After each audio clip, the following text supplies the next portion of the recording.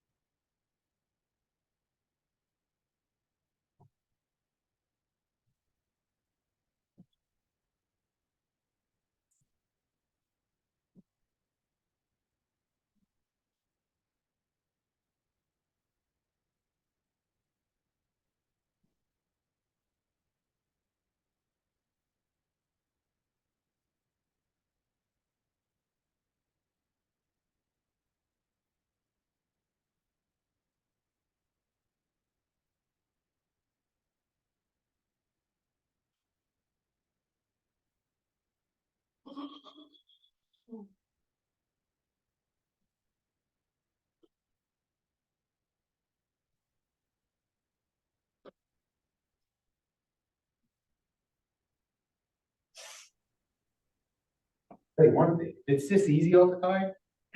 Hello. Hey, that was easy. Wow. I tell you, this system is something else, Larissa. Well, It's- that's good.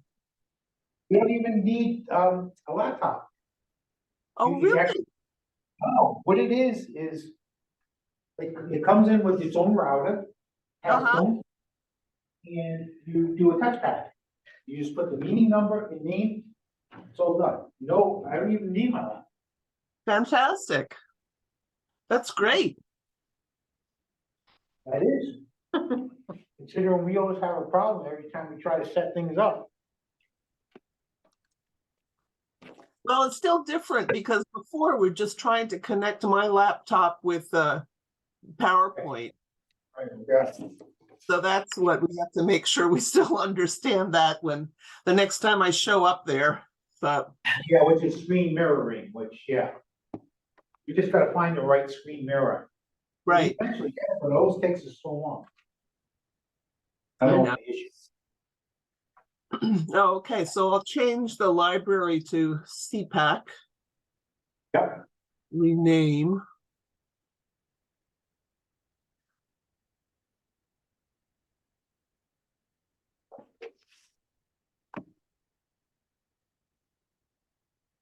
Okay.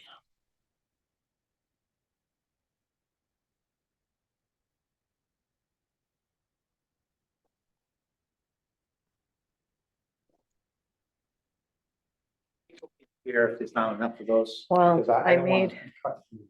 I Two know, people can share, because half of them don't even read. I need more. Yeah, no, we're gonna share. What you're gonna do, put one for every two people. The other thing, if we continue doing this, Larissa, it takes me a lot of time to. Resume recording. Bill? I resumed recording, so whenever you're ready to start. I would like to give it a few more minutes, if you don't mind. Yes. See if No, that's we great. have some weather out there, and I'm hoping that some of the members are on their way. Thank you.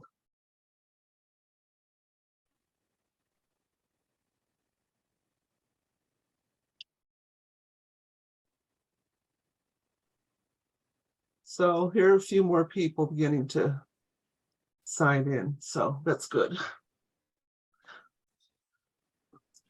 So we'll probably Looks give, like within the CPAC room, there's enough for about 3 groups of 4, which would be great. well, yeah, I don't know, we'll see.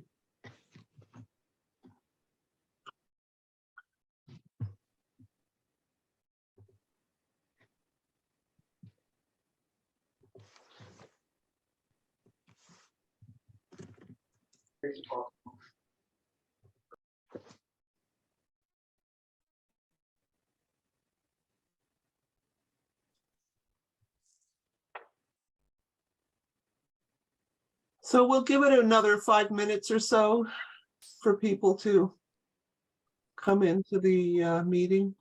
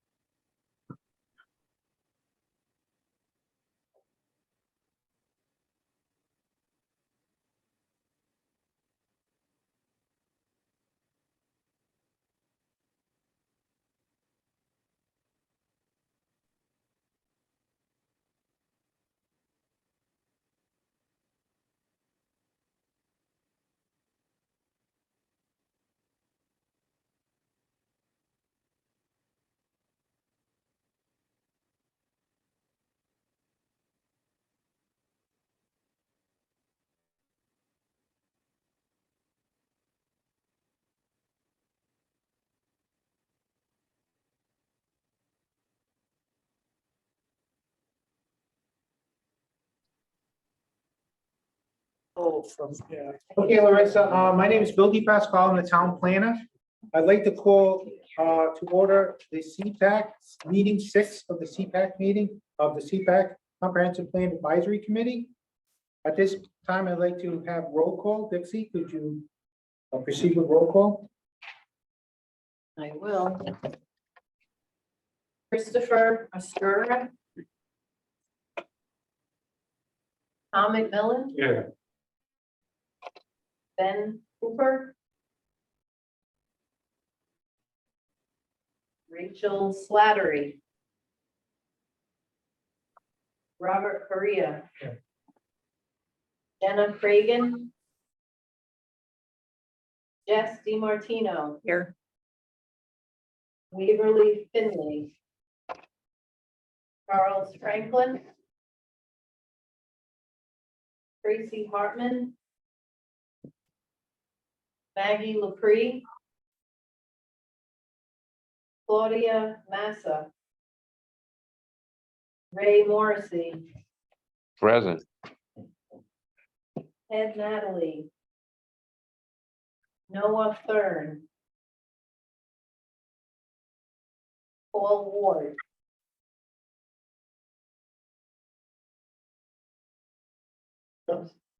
Okay, and for planning board members, Scott Millar, Here. Dina Thurn, Here. Donna Di Donato, Here. Michael Viveros, Here. and Joe St. Lawrence. Here. Michael Di Francesco and Bill Haas are not here. Okay, thank you. At this point, agenda 3, we're going to turn it over to the facilitator. And we all know Larissa Brown. And what we're going to do today is this hybrid meeting where we're having interaction between the consultants and the sub-consultants, the public, both virtually and both in the room, if someone decides to come. And Larissa, you can take it from here. Okay, thank you very much, Bill.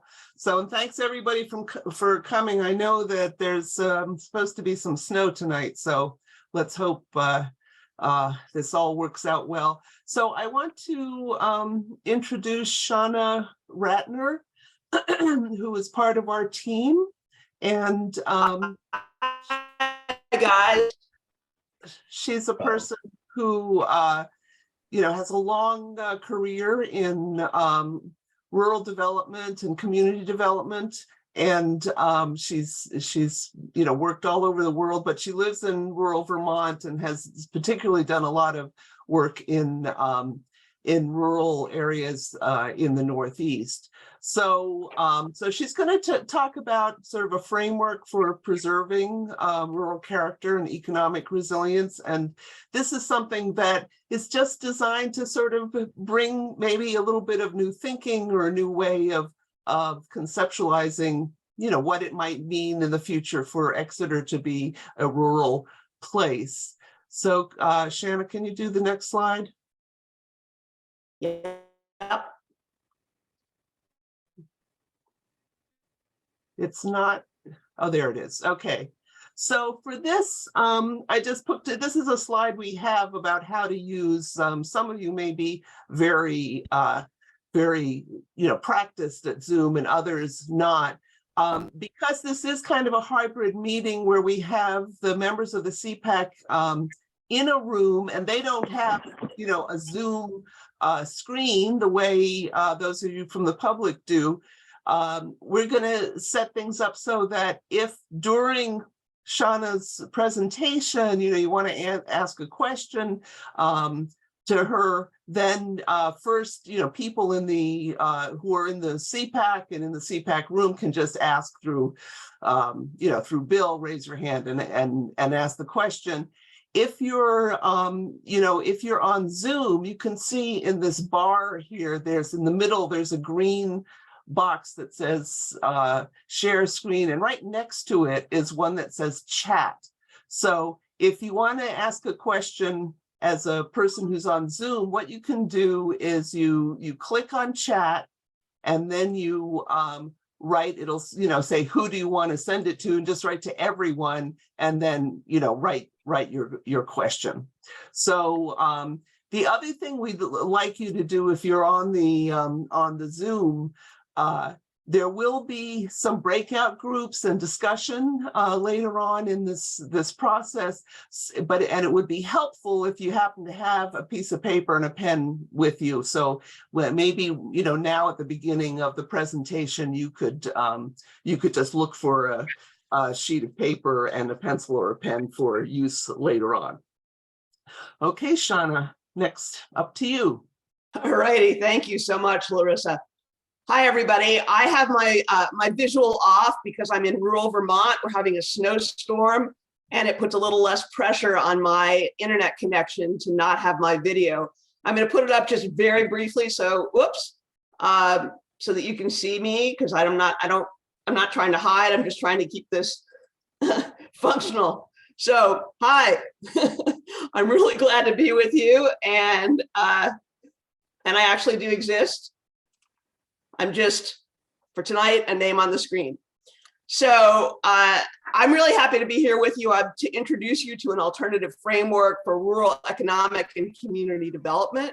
It's something that has been tested on the ground and shown to work in some of the poorest areas of the United States. It's also in use around the country and overseas at the moment. So I'm hoping that we can have fun tonight with this. And I'm going to be introducing you to only one part of the framework because we have a limited amount of time tonight. But it's a really important foundational part. And I'm hoping that it will introduce you to some new ways of thinking about your community.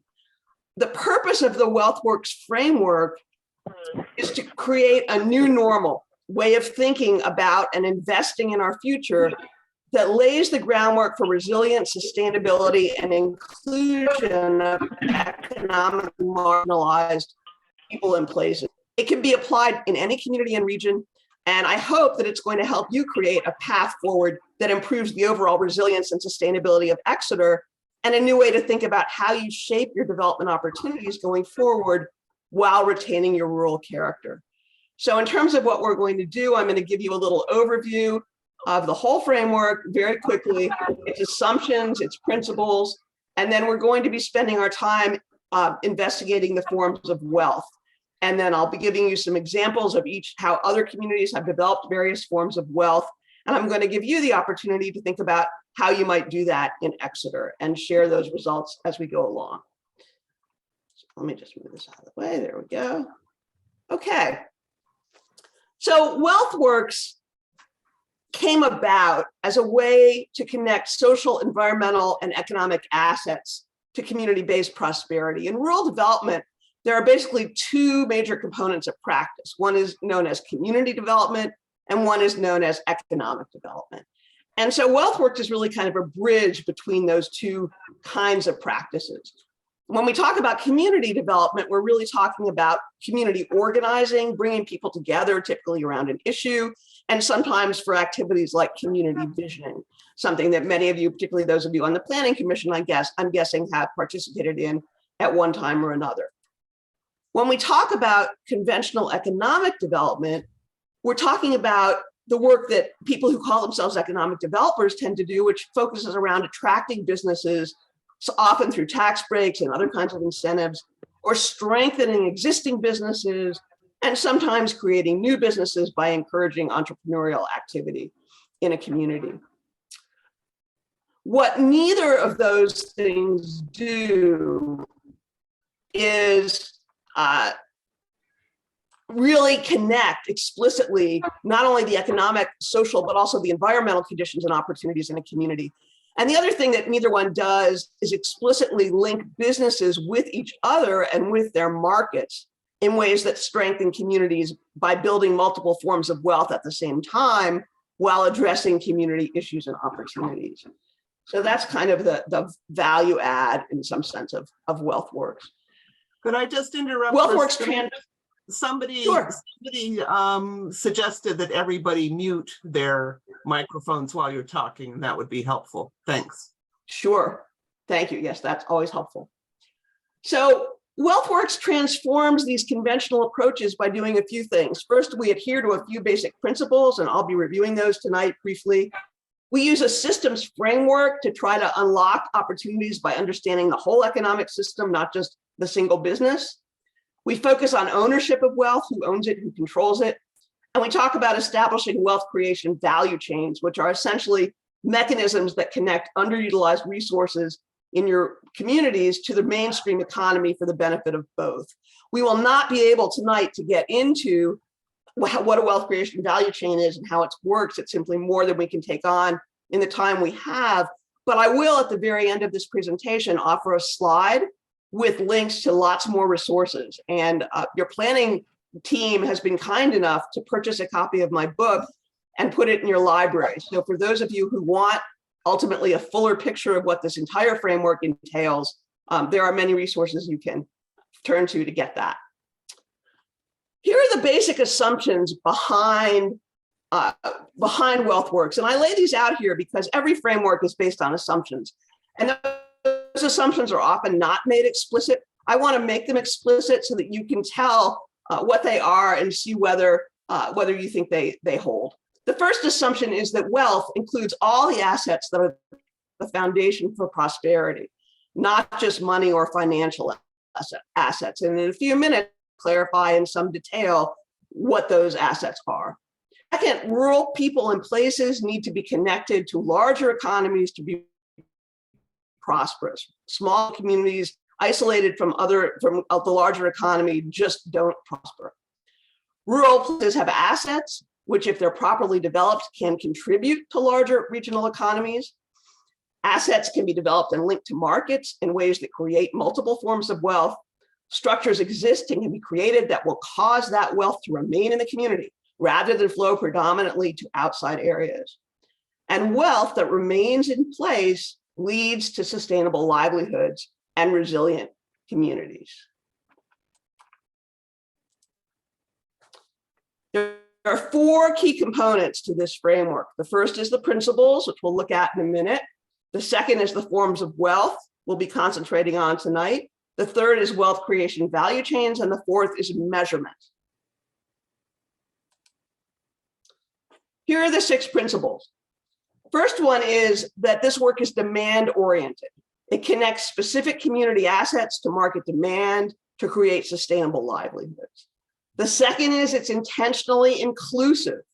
It connects people in places that have been economically marginalized with mainstream economic opportunity. And although I would not consider Exeter a particularly economically marginalized community, I would say that you undoubtedly do have underutilized resources that could be brought to bear and connected for your benefit with the mainstream economy. This approach also is multi-solving. It designs for the present and the future by building and maintaining multiple forms of wealth while doing no harm. And I want to say right now, this will come up over and over again, but this idea, this aspiration of building multiple forms of wealth while doing no harm is just that. It's aspirational. We actually don't know how to do that. We have to learn how to do that if we're going to have a truly sustainable society. What we know how to do is exploit some resources to develop others. We're really good at that. And unfortunately, living that way and trying to live sustainably are pretty much mutually exclusive. So we need to find other ways of behaving on the planet if we're going into the future. And that's really part of what this framework is designed to help us begin to do. Fourth principle is to use systems change to achieve scale. And what does that mean? That really means retooling the systems we have of consumption, of production, of investment, of regulation, and of incentives so that we can use our smarts and be innovative and responsive and find interesting technologies that will allow us to get to scale without causing harm. The fifth is that this is place-based work. It ties regional wealth to place through place-based ownership and control, and it's adaptable. This is a framework. It's not a cookie cutter. It looks different in every place where it's implemented. It adapts to unique place-based opportunities, and it requires measurement so that we can actually learn from what we're doing and understand the impacts we're having. If we don't know what we're doing, we can't learn. We have to measure in order to learn. So when I talk about a systems approach, what I'm talking about, some of the components including in that are moving from the parts to the whole, as in moving from individual businesses to relationships between businesses or whole value chains, moving from rural areas to incorporating rural areas and rural communities in larger markets, understanding the relationship between stocks and flows, which we will explore in a few minutes. That's a key component of systems thinking. And then considering impacts on all 8 forms of wealth, again, while doing no harm. All right, what is wealth? I keep saying the word, what do I mean? What am I talking about? First of all, wealth isn't just money. Wealth in this framework is the stock of all assets that are required to have people, places, or economies that are sustainable and resilient, right? We need all 8 of them if we're going to live in resilient and sustainable and healthy communities. Typically, we understand wealth to be an attribute of individuals, families, communities, and typically we use it in ordinary parlance to mean financial status. Oh, they're wealthy, or oh, they're not wealthy. Wealth connotes power for those that have it. What we often overlook is that there are many forms of wealth that we share. We talk about shared wealth and personal wealth used in the service of community. We talk about wealth that we share and personal wealth that's used in the service of community as community wealth, of which there are 8 forms. I'm going to go through each of these, but don't panic because we will come back to them again. And if they don't, I'll stick with you this time around. You'll have another chance to listen to these definitions. We talk about 8, some people talk about 10, some people talk about 7. These are the 8 forms that we have found are measurable and actionable and make sense to focus on in doing this work.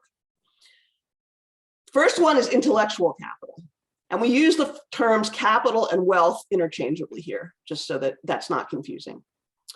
Intellectual capital is the stock of creativity, new ideas, and inventiveness that allows us to see the world in new ways.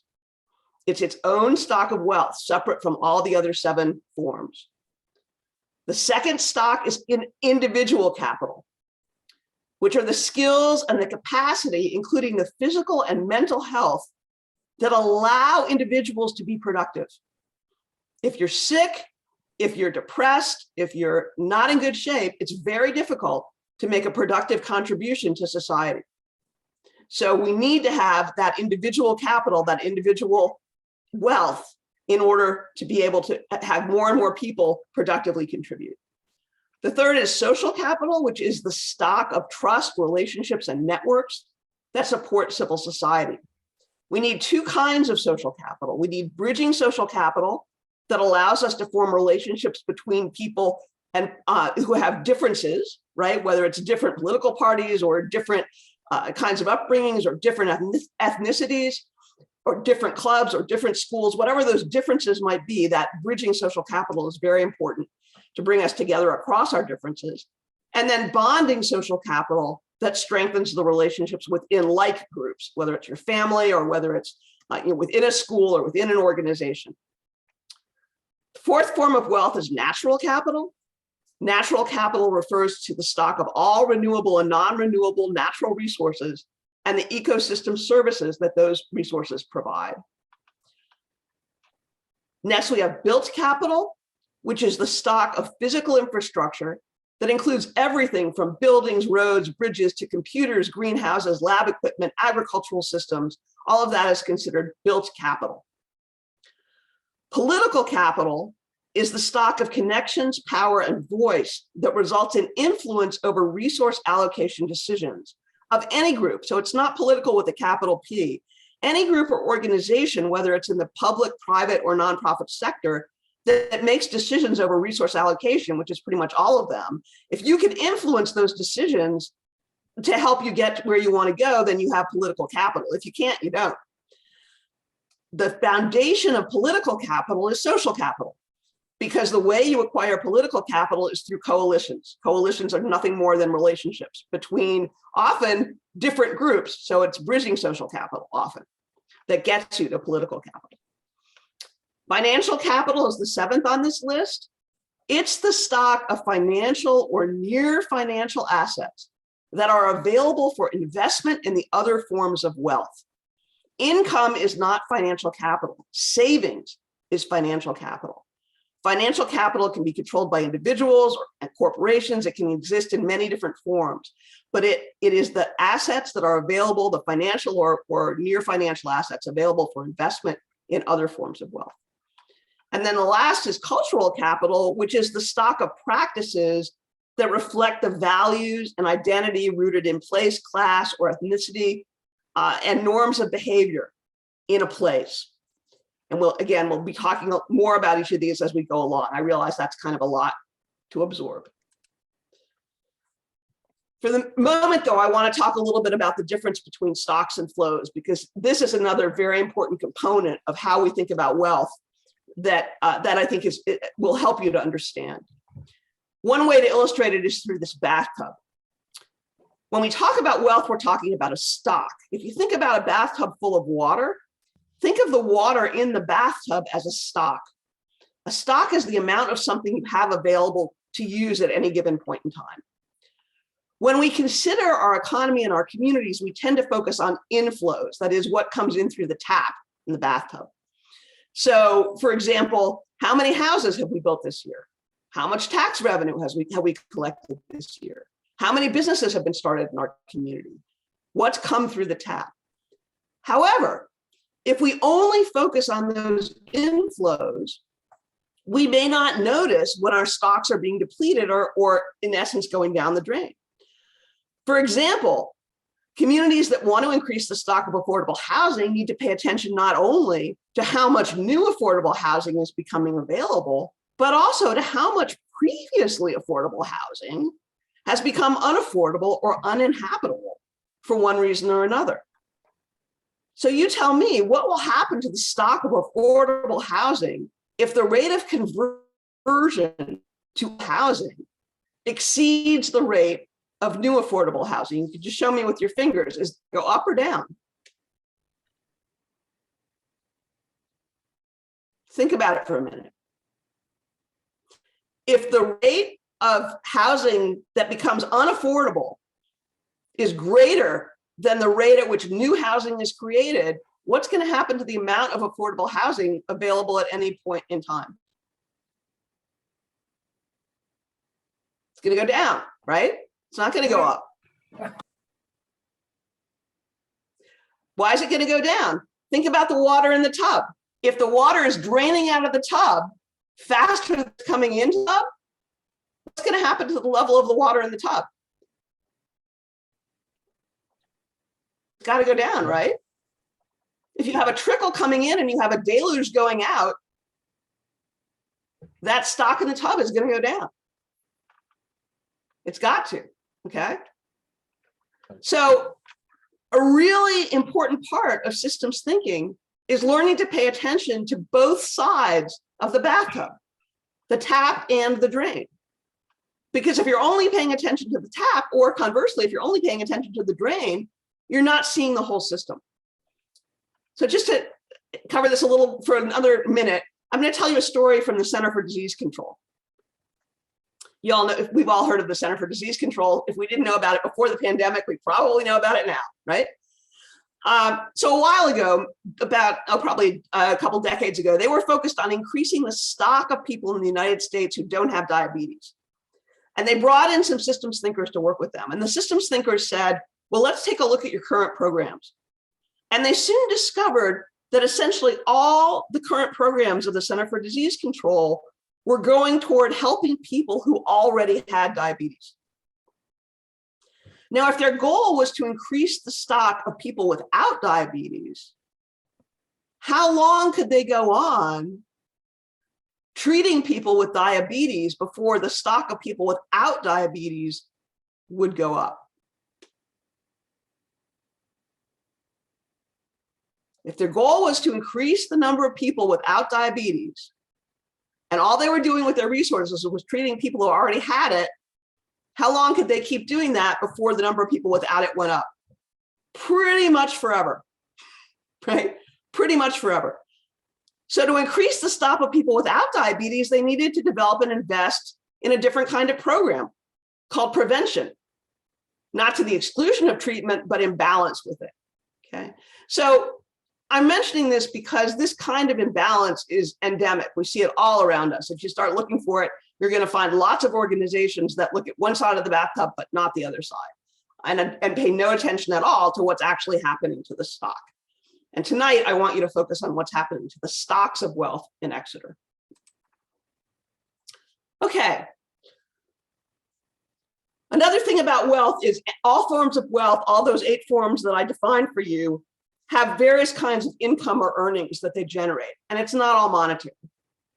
So for example, people with strong individual capital and communities that draw on that have a lot of psychic and physical energy for productive engagement, and they can use and apply existing knowledge and internalize new knowledge to solve problems.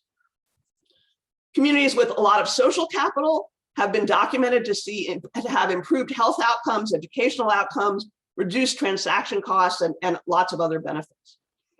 Intellectual capital results in inventions and new discoveries, new knowledge, and new ways of seeing. Natural capital produces a sustainable supply of raw materials and environmental services when it's in good shape, when it's not depleted.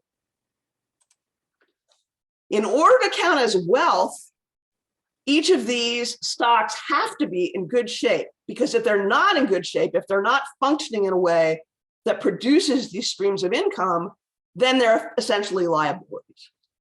So for example, think about a forest. You have lots of forested land in Exeter. A healthy forest provides habitat for lots of species. It contributes to purifying groundwater. It reduces flood risk. It sequesters carbon. It produces raw materials, including timber and non-timber forest products, and more. But if a forest is destroyed or degraded or disturbed by poor management, by diseases, by fragmentation, by catastrophic wildfire, it can't do those things anymore. At that point, it would require investment in planting more trees and other kinds of nurturing activity for the forest to once again become a stock of wealth. A degraded forest is a liability, which with proper investment can become a stock of wealth capable of generating monetary and non-monetary income. But without that investment, it's not going to do it. So every form of wealth in a community needs to be large enough to provide its residents with direct benefits from a portion of the quote unquote income, so that it will improve your quality of life, and have enough extra income to reinvest in this and grow the stocks of wealth over time. Because every stock of wealth depreciates. Think about the water in the tub. If the water sits in the tub long enough, it's going to evaporate. And not only will it evaporate, but it'll tend to get scummy. It'll tend to degrade, right? In order to keep that water clean and fresh and usable, you need to pay attention to it. You need to add to it. You need to take out whatever's polluting it, right? You need to continually pay attention to reinvigorating the stock that you're working with. It doesn't do it by itself. So here's some things that we've learned from the field that were actually kind of aha moments and fascinating for us. The first one was that intellectual, social, and individual capital are the place to start. That communities that lack strong intellectual, social, and individual capital are unlikely to be able to make full use of investments in the other forms of wealth, right? In fact, investments in those forms of wealth often fail when there isn't strong intellectual, social, and individual capital. We also have discovered, and no surprise, that it may not be practical to try to build all 8 forms of wealth to the same degree at the same time, but it's imperative to endeavor to do no harm.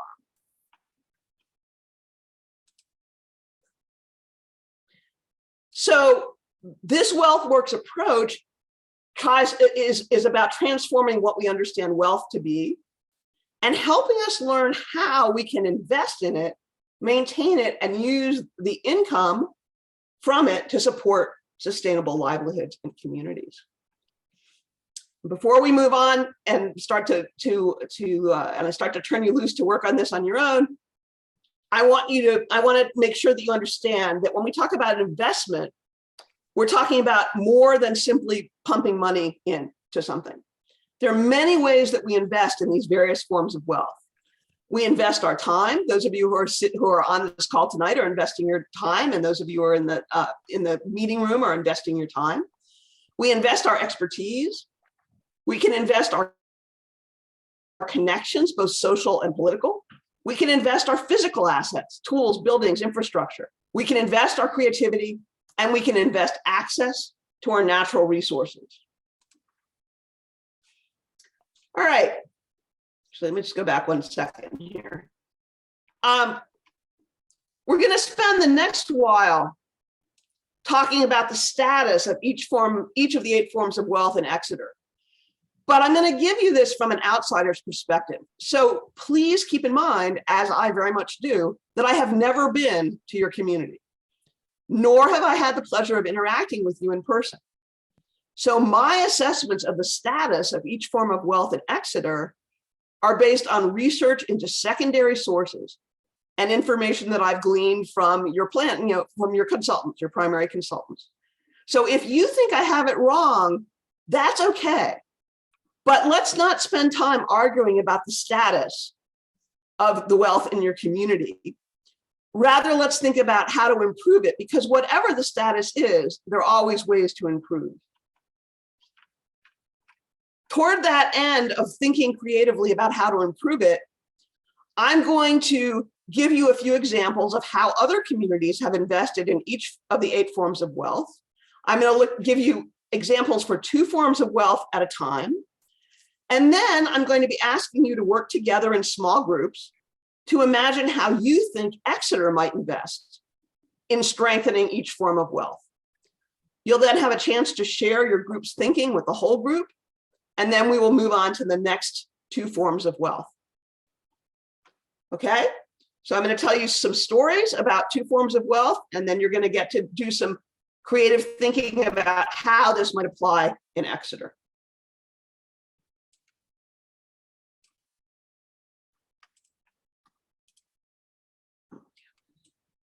Sorry, I have to move things around. Okay. So I'm going to begin with natural capital, and I'm beginning with natural capital because I think it is the strongest form of wealth you have in your community. Natural capital, remember, is the stock of all renewable and non-renewable natural resources and the ecosystem services provided by those resources.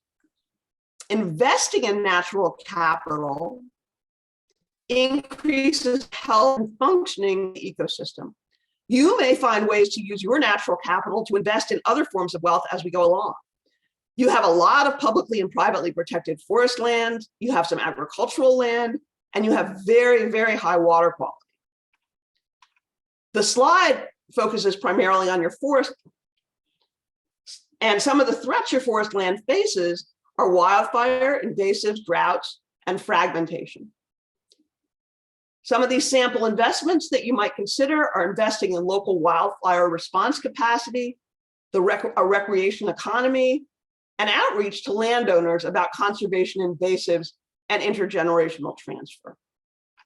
So here are a few examples of how other communities have invested in their natural capital.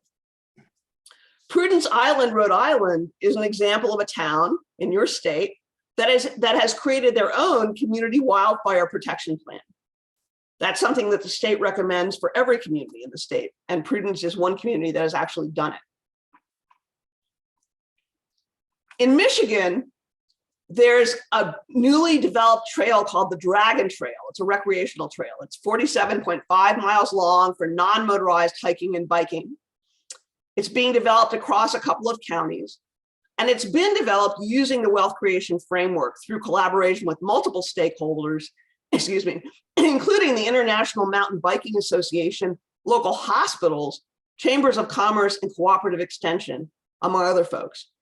They expect it to become a premier outdoor recreation destination. And in creating it, they've connected natural capital with built capital and individual capital, specifically improved health, very intentionally as they've gone along. Johnson, Vermont, as a third example, organized volunteers from their Conservation Commission and Tree Board to serve on a regional invasive insect preparedness team representing 4 towns, the utility company, and the Regional Planning Commission. And what they chose to do with their limited resources, because we all have limited resources, they worked together to survey ash trees along 46 miles of road in Johnson. And while they were doing it, they educated the public, and then they prepared an emerald ash borer plan so that they knew what they would do when the emerald ash borer makes it to Johnson. They kept it fun by sharing meals, by offering training to the participants in tree identification, and by keeping the workload manageable.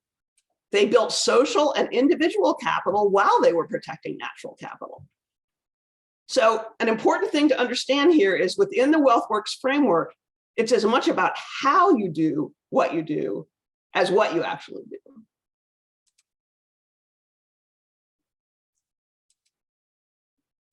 All right, the next form of capital I wanted to address is individual capital. I think my sense of the status of individual capital in Exeter is that it's medium high, that you're a town with many people who are in reasonably good shape physically, mentally, in terms of their level of education and in terms of their range of expertise.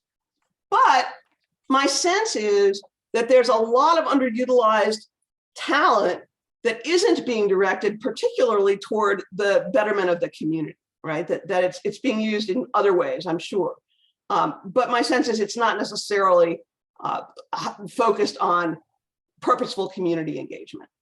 So I want to talk to you about a couple of examples of purposeful community engagement that have built individual capital in other rural communities. One of my very favorites is something called Mount Sunflower University in Kansas. Mount Sunflower University is a community-based day or weekend organized by two women, run by a volunteer committee, in which everyone in the community is invited to put on a 10 to 15-minute course on about something that they know how to do that other people might be interested in learning. So for example, they've had a 10-year-old teach people how to put a worm on a hook, right? They've had people teach how to make the perfect pie crust, right? How to prepare your will and hit the major points of that. How to, how to go orienteering on your forest land. There are any number of skills and talents that people in your community have. And this is a way of getting folks out and actively sharing what they know, learning and meeting people they otherwise never would have met or never would have recognized the value of. And it's become an annual event in the community that attracts outsiders as well, because it's just a lot of fun. Investing in individual capital can mean offering training.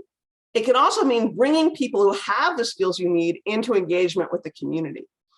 And I want to talk for a minute about that. So many communities have learned that the way to engage people, the best way to engage people is through personal invitations. Personal invitations are a lot more powerful than blanket emails or posters or postings on websites. When you have a project, and one of the things I know that came up through the survey work that your planners have done with you is concern about how to control traffic on your back roads. So I'd want to invite you to think about who in your community has a stake in that traffic. Who's most concerned about the issue? Who drives the roads? Who has to deal with the accidents? How are wildlife impacted? Then think about the individuals in your community who would have a valuable perspective on that issue. Make a list of them. Figure out who knows who and figure out how to reach out to the various stakeholders personally to invite their participation.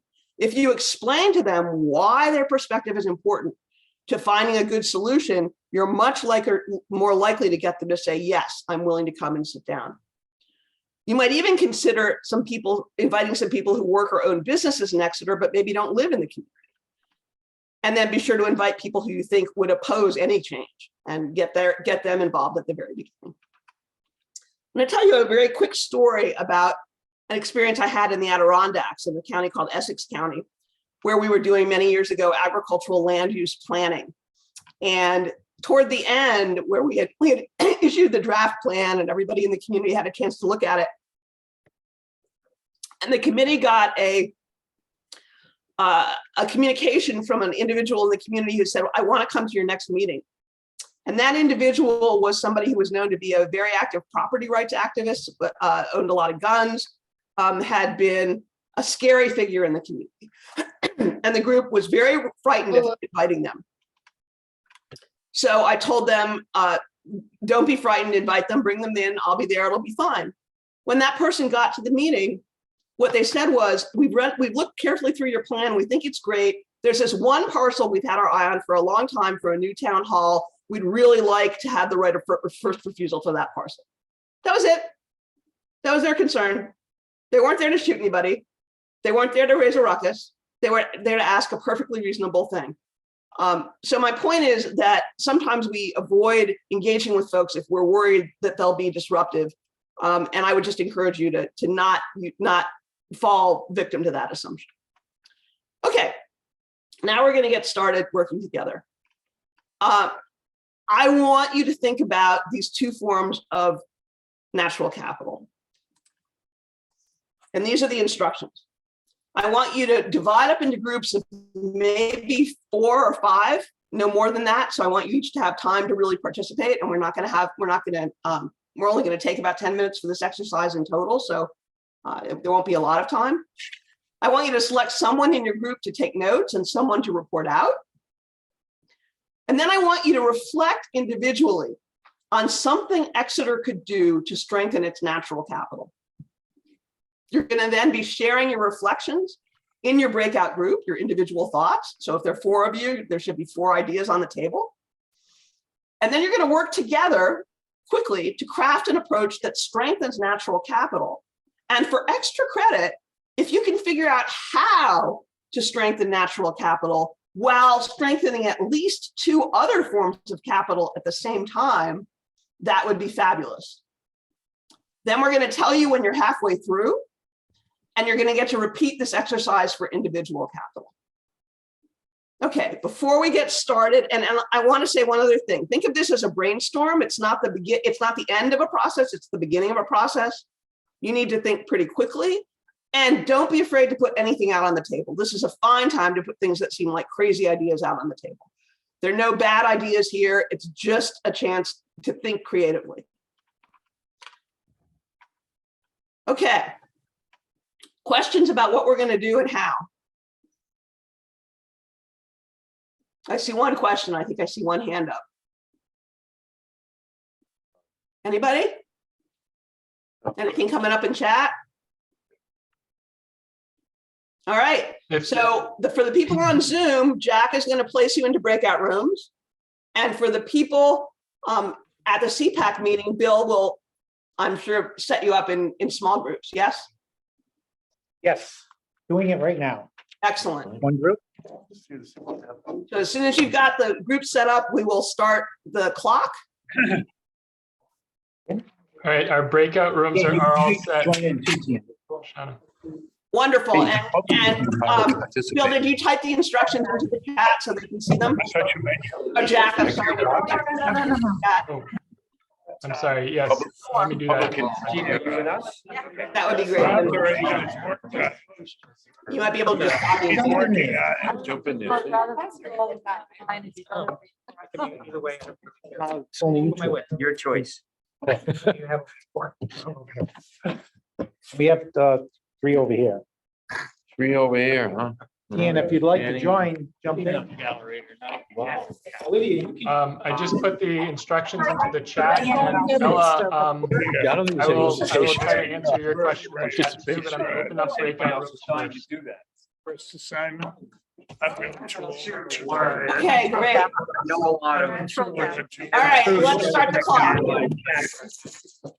Let's see now.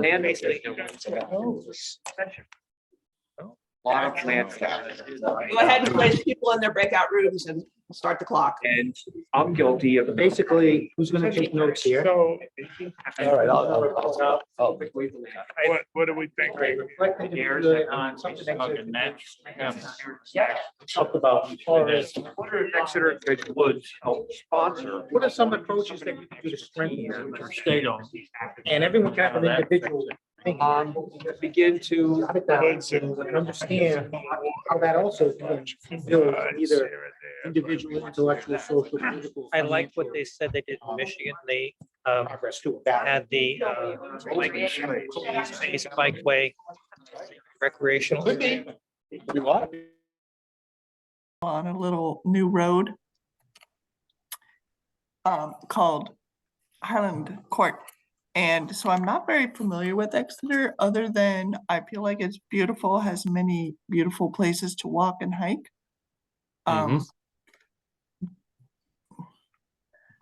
But I have some ideas of what I would like to see in a town, and that's why I joined this conference call. That's kind of why. Katrina Thornley.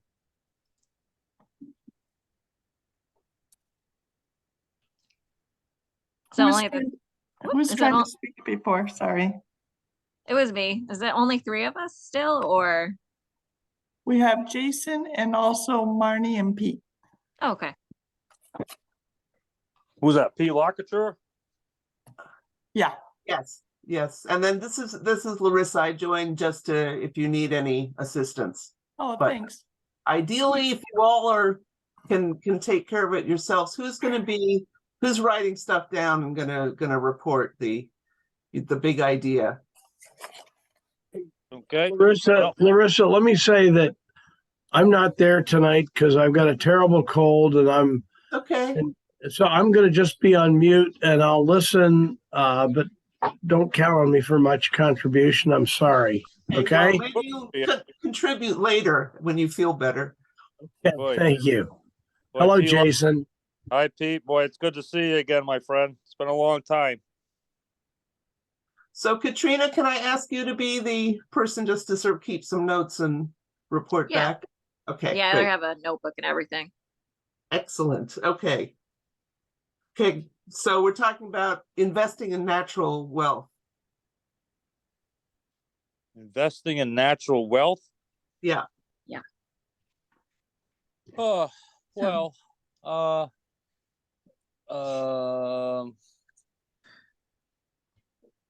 what to say? Oh, there's a lot to say. I could say a lot, but Well, You want- start brainstorming. Just say whatever you're thinking. Yeah, I have Whatever some comes ideas to mind. too. well, I think if the town people want the town to kind of stay as it is and keep the rural character, I think it's going to have to step up and invest maybe some open space bonds or something like that. I don't know what that is, just for your information. What's that? I'm not familiar with what is a rural place to live because I've always lived in suburbs. And now I'm out in like sort of like the middle of nowhere, and I feel like there's no place to gather with the community. Okay, well, that would And I- be that would probably be at the that's- library. That's the library. Yeah. That's the town center. And someday there's supposed to be a new town hall there. So I right. would that would be your best bet as far as a gathering place at this point. Yeah, but the town, in my opinion, the people don't seem to want too much development of any sort. So what to do? Is there a place to have block parties or large picnics, cookouts, Well, that kind of thing? you could have them. You could have them right there at the library. I mean, it's all town-owned land. I didn't see much parking there. Yeah, there aren't official gathering places. That is one thing that people have talked about. But Well, they one have like, with one from Jason, he talked about having open space bonds, but essentially that means having town-owned conservation land, which Yeah, the well, town the thing does is- not have now because it's Uh, owned. Well, that is correct. I mean, half the town is owned by the state, which mhm. is fine.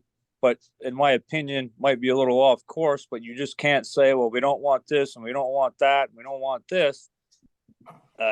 I own a fair amount of land in Exeter. Maybe I'm sure Pete knows that. And Pete owns a fair amount of land in Exeter too.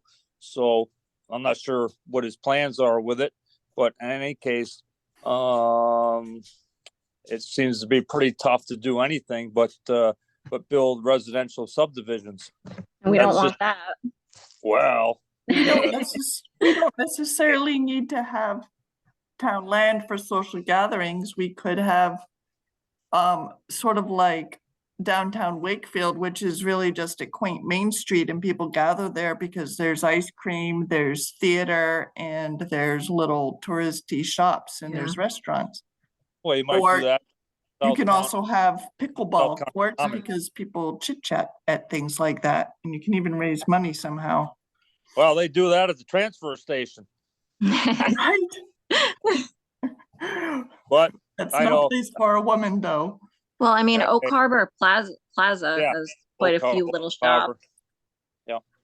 You Is can do that something over like near that. the Wait for the library? moment on natural investing in natural wealth, because we will get to Oh. the kinds of things that Ella is talking about, and there's been a lot of discussion of having a town center. So Well, we got one. Like I said, where the library is, right, that is the center Yeah, of town. but right.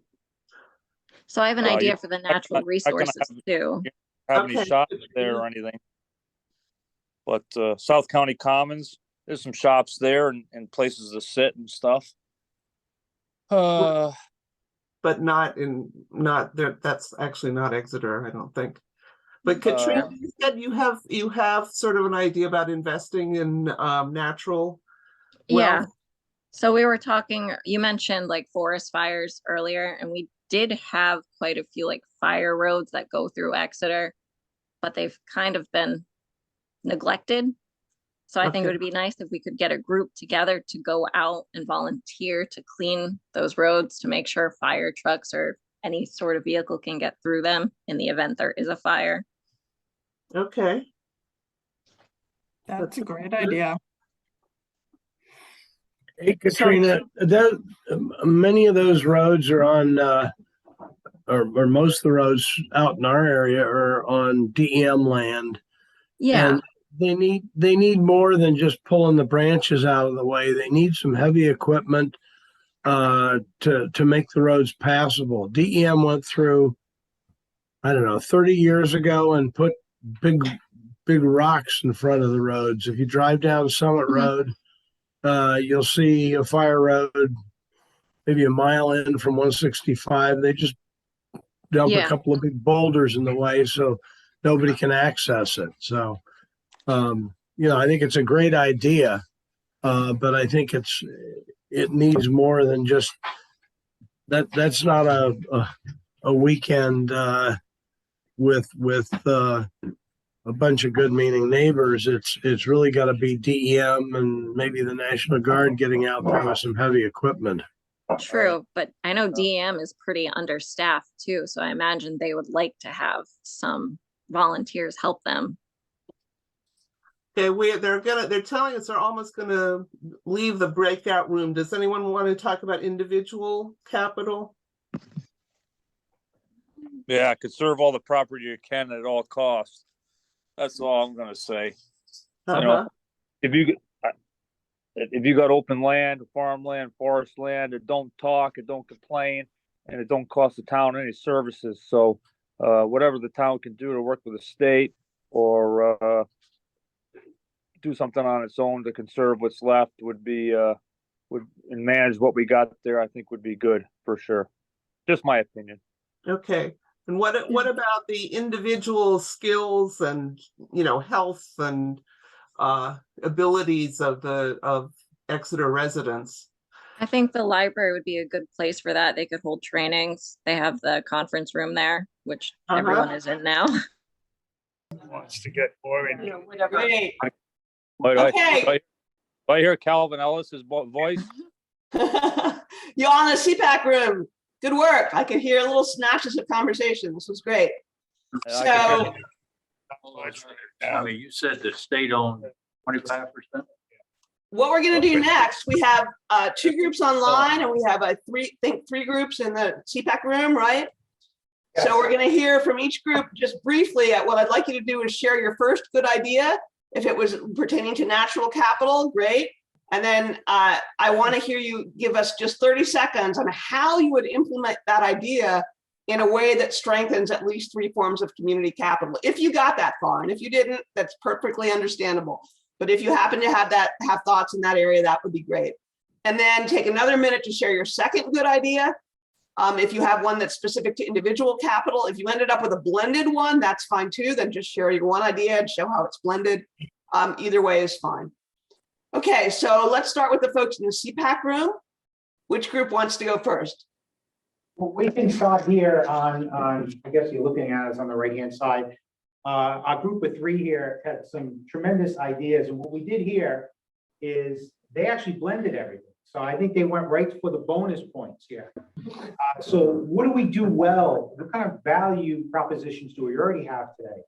I think Mike and the council president and everyone that was in here, I think Greg talked about something a little different. We'll hear on these later, but they're all interrelated. But they were talking about utilizing the intellectual capital that individuals may have. For instance, we're going to just bring up chickens and eggs. Everyone knows eggs at $6. There's a big push for organic. And if you have individuals that are already raising chicken and producing eggs, how do we use their intellectual capital to teach others?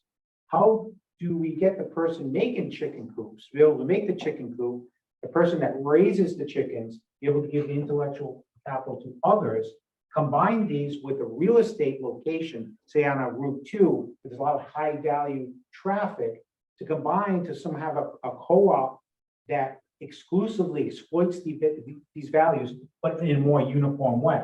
This can be extended to using our local resources for hardwoods that may be affected by disease, culling out certain forests that are within forest management plans, utilizing the local wood, having the intellectual knowledge of those that make the bowls in the woods with the ones that have the actual natural resources, and then combine the market as a tertiary, where you're creating a more uniform approach to Exeter products. We have eggs, we have homemade wood products, and it could be extended, several different elements in terms of the final product that's being sold, instead of a bunch of disparate. Now, what happens there is you build a social network. Someone else hears that this co-op is together. You share ideas, and now the social value can come to a council meeting on something that's totally different because they met under these other terms. So I think the group to my right did a wonderful job at tying all these together. And then that builds political capital on assessing where these resources may go. So we talked about in the town, in the survey, about some of these side streets have a lot of traffic. And Ray brings up, listen, great idea. Like, even an idea to capture how we enforce traffic on the side roads, say just the camera, not that we're doing it. This is for the sake of having value come into the top. Maybe you take those resources, you put it back into the co-op to build these other things like chicken coops or purchasing chickens. So you have now what was once an enforcement and an issue in town become investment in other value trucks. So a very complicated web, but once it gets going, it really is something that can build upon itself. Yes. And, tying these things together, I think hit individual, intellectual, social, and using the built environment together in a more universal way than the disparate nature that it is happening now. So And this was all from your first group, yeah? Yes, yes. Okay, so let's see if we can, I'm just mindful of time. So let's see if we can have a slightly quicker report out from the second group and then the third group. Second group. Oh, great. Our group thought about, there's a lot of large landowners in town, many of which are getting older. They don't have a succession plan. So we thought perhaps, try to make the connection to intellectual. If we could find people in town who understand what the options might be for people to develop a succession plan and how they might use that land in the future. For example, we have landowners who are leasing their land for tulip farming. People can lease to grow herbs and other smaller crops. There could be an option for people to have a limited development project, and that would be planned for their heirs, so they have an affordable place to live. It might be just creating a detached accessory dwelling unit, so as people get older and can't do the harder labor on the property, they might have somebody there living in that unit at a lower cost that might be able to do some of the chores to sort of maintain the land. But it's just making people aware of the options, and then trying to give them illustrative examples. So where possible, they can go and learn more about an option that might be suitable for them. Great. Is that Scott Millar talking? Yes, it is, Jason. Yeah, I'm listening. Okay, can we go on? I haven't heard nothing yet, but I'm listening, Scott. Yeah. We go on to group three? He doesn't change. Doesn't change. Group three. Yeah. You want to? I'll do it. It's a couple of tough acts to follow here. We're talking about recreational areas. We like that idea out of Michigan of a bike path that became a catalyst for recreation area. Ties into what we talked about the last meeting of having, the river resource, having a launch place for canoes, kayaks, making it a destination area. And we talked about bike paths, an unpaved bike path, something hard packed though that families can use with spurs going off on secondary trails for maybe more adventuresome people. We didn't really tie that, other than preserving area, in trying to identify an area that would work in our community. We just thought it would be a way to bring people to the area and highlight our resources, and certainly, protect and enhance the rivers in the forest. Great. All right. So we have had two rooms online. Who's the spokesperson for room 1? And room 1 had Beth, Mary Ellen, Sheila, and one or two more people. I can't remember. Did you choose a spokesperson? No. That's on you. Go ahead. Is that Sheila? Go ahead. Yeah. Go for it, Sheila. All right, so we talked about within the Historical Association, we've been doing cemetery cleanups and hikes, and that might be something that would be expanded to include the town and maybe help clean up some of the trails out here, because we have many acres in the Arcadia management area that need help, and they are depending on local groups to be able to go in and help clean up these trails. So there maybe, would be an Exeter hiking group, that's something of that nature. Perhaps having some type of adult recreation maybe at the library site or at another site, such as pickleball or maybe adult exercise equipment attached to the playground. And then for the individuals, that 15-minute presentations would be a good idea. And perhaps use different groups each time. Like I was explaining, there's a fiber group at the library right now, and they do different types of work with fibers. For instance, one person might be knitting, one might be embroidery, and something of maybe crocheting. So maybe one day would be like that kind of presentations. Another day, maybe taking care of your bicycle. Somebody knows how to change a tire, that type of thing. So I think that was it. That's great. Good work. Room 2, who is your spokesperson? That was me, Katrina Thornley. Go for it. Right. So one of the ideas that we came up with to keep the rural character in Exeter was investing in open space bonds. We also discussed the possibility of volunteers helping clean fire roads, but we understand that would also have to involve DEM and possibly the National Guard, because the roads are so terrible and they're hard to access. All right. Thank you. That's great.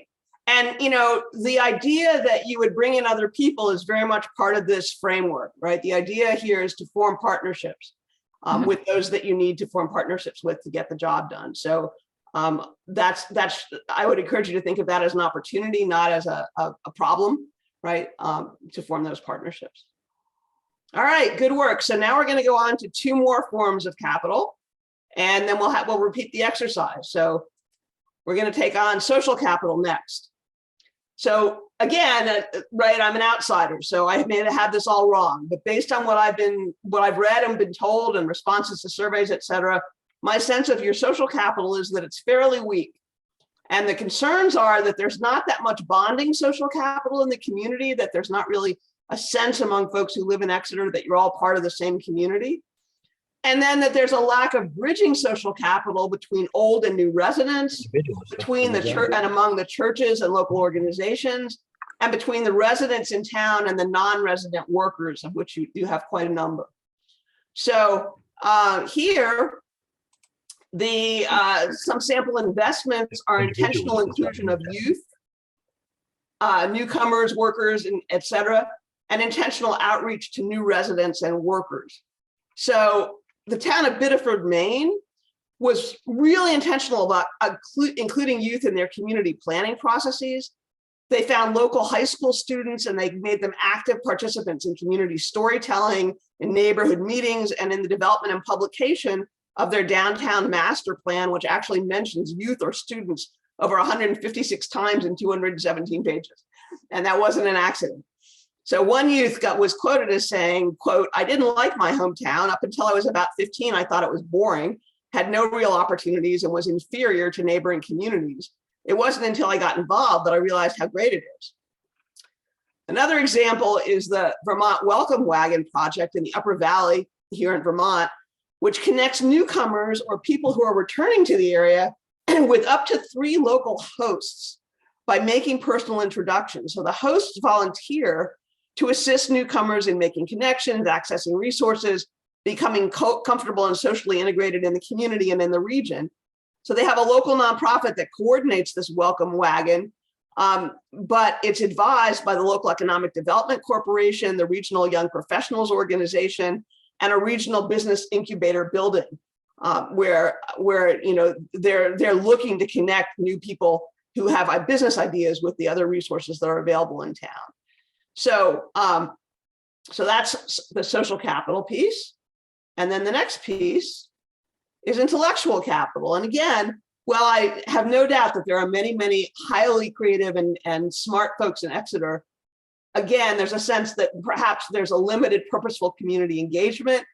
I've seen in some of the responses what I would consider some out-of-date, unresponsive thinking, some resistance to change, and some historically missed opportunities I've been told about. And this is not unusual at all. We see this to some extent in every community. So this is not an unusual finding. So here are some sample investments that folks have used and to spur and strengthen their intellectual capital. Fish Creek, Wisconsin, which has the huge population of 910 people, has a thriving year-round community theater today. And it began in 1970 when a professor from Madison, the University of Wisconsin at Madison, taught a 1-month course at Green Bay, and he and his students wrote an original epic to celebrate heroes of the Midwest. After that experience, he went camping in a state park near Fish Creek, and he found a pine-rimmed outdoor theater in a beautiful setting. And they decided to perform the students' work there, and gradually the theater grew. It improved its venue and it broadened its scope. It first became the American Folklore Theater, and now it's called the Northern Sky Theater. 2020 marked their 50th year of performances. They're still in the park, but now they're in a year-round facility. And they, again, it's become a draw for people from all kinds of places. Second example of developing intellectual capital comes from Dragon Run in Virginia, and it's the Dragon Run Canoe Trail in Virginia. So there's a natural capital element here as well. But this is an area in Virginia that has a stretch of very pristine river. And there was a group that wanted to develop a canoe trail, and there was lots of local resistance because the concern was that if you put paddlers on this pristine river, they would trash it. And they were in an impasse for quite a while. And when we showed up in town and said, look, what's your concern? Let's get clear about the concern. Well, the concern was that the river would be trashed. And we said, okay, how about this? How about you agree that the people who want this paddler's trail agree to have the people who are concerned monitor the trail on a regular basis. And if they discover trash, then it would be closed down. Or they would reassess and figure out what had to happen next, right? And that ability to be involved in monitoring for the thing that most concerned them was enough to get the group that was against it to be willing to go along. And today it's a very, very successful trail. You can't just go, you can only go by reservation, and the trail remains clean, right? So another example from Cambridge, Vermont of intellectual capital. This is one I kind of pass on a regular basis and admire. The local Cambridge Arts Council invited local artists to submit proposals to improve the looks of 2 abandoned silos, agricultural silos, cement silos that are at a busy roundabout in the village. And there was a lot of negativity in the community toward this, like, what do we need to do this? We don't want to do this, blah, blah, blah. And the negativity was overcome, again, through the intentional engagement in the design process, through interviews to refine the designs into what the community wanted to see. So anybody who had a concern about it got to participate, and some people who were enthusiastic about it got to participate in interviews to discuss what they'd want to see on these silos and what they wouldn't want to see. And the designs themselves were unanimously approved at the annual town meeting. Now the town has embraced the murals as a positive asset that makes their community unique and beautiful. So we've talked about social capital and intellectual capital. And we're going to go and do the same thing you just did before, but now we're going to focus on social and intellectual capital. And you can build the other capitals around them, but make your focus first, how are you going to strengthen social capital? And then how are you going to strengthen intellectual capital? All right. Same process, select someone in your group to take notes and someone to report out. You might want to select a new person. Give everybody a chance. Reflect individually on something that Exeter could do to strengthen first social capital and then intellectual capital. Share your reflections, make sure everybody has a chance to participate, and then see if you can craft an approach that would strengthen at least 3 forms of capital at the same time. Okay, we ready? All right, let's start the timer.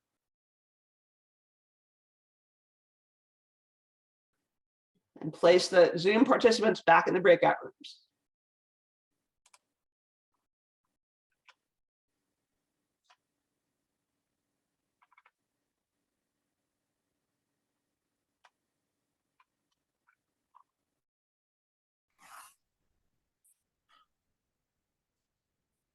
You're muted. I'm back with there you are. others, with this, you guys again. So let's talk about social capital, which is relationships. So I think it would be nice and beneficial to have a town center. I know there was discussion of moving, well, possibly moving the old town hall to the library or building a new town hall at the library. And I feel like that would bring in more people and we could have social events there. Like, it would be nice to have a farmer's market there. It would bring in people from out of town. It would bring in citizens of the town. I love that idea.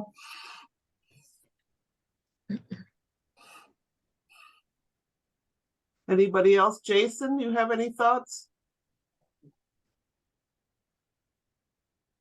You're muted, Jason, if you're talking. I don't know if he's. What is social capital again? Obviously, it has to do with people getting together. Yeah, it's relationships. Both the what on the one hand is bonding social capital. So, for example, people who are in a church community, you know, will have a sort of bonding capital because they're all sort of involved in the same activity. And then there's the bridging capital, which is relationships and trust between groups of people and individuals who might be very different and wouldn't normally be, you know, be very connected to one another. So they're like between the people who disagreed, the bridge. Yeah, people who disagree, or people, I mean, in the survey that we did, there were, you know, a number of comments about differences of opinion between new and older residents, and, you know, people having different ideas, that type of thing. So it doesn't say that everybody has to agree, but that if you have the bridging capital, you can talk to one another. I just wanted to respond to something. I think was it Katrina or somebody said something about a farmer's market. I think there used to be a farmer's market at the library, and I don't know what happened to it, but I mean, it hasn't been there for a number of years, but it certainly is the sort of thing that gets people together. Sometimes farmers markets can have a place for people to talk and get to know each other, and activities that are at some of the booths. Yeah, like the fall festival has like face painting and pumpkin painting and everything. So while the kids are doing all that, the parents are communicating with each other. Is there a fall festival in Exeter? Yep, every year. Oh, well, I totally missed that. Yeah, it's sponsored by the Friends of the Library. Oh, wow. Okay. So, I mean, one of the complications in Exeter is, you know, there's no newspaper, there's no. I was just thinking that. I was going to say that as well, that we need a newspaper. Okay, well, or better communications. Yeah. Yeah, for I sure. have not found a way to meet anybody really, other than the people in my little cul-de-sac. Because you can't just drive around and talk to people, like get out of your car, because they're not outside or they might be in their yards. And like if someone did that to me, that would be kind of weird, I guess. My husband's saying pickleball from the other room, but Yeah. I get that it's like a place to show up, and there's a shopping center down. I think Jason was trying to say that down on Route 2 before you get to South Kingstown there. But I've never seen people actually gathering there. They just maybe go to the ice cream shop or something. Well, there's also middle of nowhere diner on Route 3. There's Yeah. always, yep, there's always people there. Yeah, that's a Right. popular spot. Can you guys Yeah. hear me okay? Yeah, we can hear you. That's All right. you. I'm just gonna, yeah, I thought there was a farmer's market at the library. There's one this past year. There's been one at the brewery. Oh, okay. The Tilted Barn? Yeah. Yep. This is, the Tilted Barn. So it sounds like we're focused on certain businesses that are attracting groups of disparate types of people. That's the way Exeter's always been. There used to be a place called the Blueberry Hill Store, and that's where everybody went to. If somebody was new to the town, they would come and. Yeah. You know, so that's not a new idea. But yeah, I mean, I know people go to Dunkin' Donuts in the middle of nowhere, and Right. certainly the library, I hope, is a big thing. I was on the town council when we started to build the library. And we promoted it as the town center for people to come and talk about what we're talking about now. So So it that's looks the way like we're Exeter's always been. searching. You just and think nothing of pulling up somebody's door. I've done it. Of course, I don't live there now, but I have neighbors live up the street from my property there, and I just pulled right in his driveway and I introduced myself and I said, I'm your neighbor here on the other side of the road. And, that's kind of what Exeter is all about. I know things have changed since I've lived there, but I think a majority of the people are friendly, and, they'll greet you like you'd want to be greeted. So let's try to think of an idea that we're going to put out when we have to go back from our list. The fall festival, I guess we're already doing, but is there a way to improve that, or the farmer's market idea? I think those are our strongest. There's something down in Yagu Valley too. Isn't that where the fall festival is? Yeah. They hold it there. Yeah. Yep. So I feel like now. I won't do any more. I've done enough talking. I feel like the farmer's market needs to be publicized more if they have it. Like, I feel like the community needs, well, not the community, but the town council needs like a Facebook page where they just post about events coming up and they keep like comments off. That way it's just putting out events that are coming up. Yeah. Or maybe Nextdoor. I know a lot of people use Nextdoor, but there's a lot of mean comments there. So I don't really go to it. Well, would you say that really what you're getting at for social capital is better communications? Yeah. Yeah. And that can cover market, it can cover all kinds of events and might help people as they get to know the events exist. They're more likely then to participate and also maybe to start new ones, right? It might be fun to have a newspaper put out by some of the students, like maybe they find out what's going on in their area and they could be the ones to coordinate with each other. And we could get to know what they found out.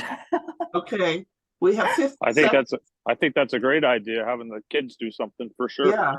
Yeah. So for intellectual capital, we now have 41 seconds or 40 seconds. There we're talking about innovation, thinking about new things. Well, wouldn't the newspaper sort of fall under new things and innovations for our town or no? Yeah, that could be the newspaper or just a communications vehicles. Okay. All right. And all of those then can have multiple, multiple benefits and other types of capital too. So we're going to be thrown out of the breakout room. Bye, everybody. Bye. See you on the other side. Okay.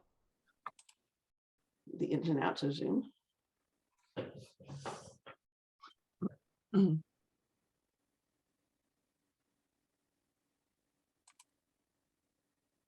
It looks like we're all back. All right, great. Well, let's go around and debrief again. Maybe let's start with group 3 in the CPAC this time. We'll go in a different order.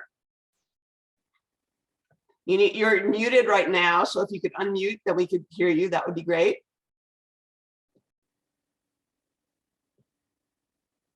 Maybe they can hear us. Folks in the CPAC room, you're muted. If you could unmute, we would be able to hear you.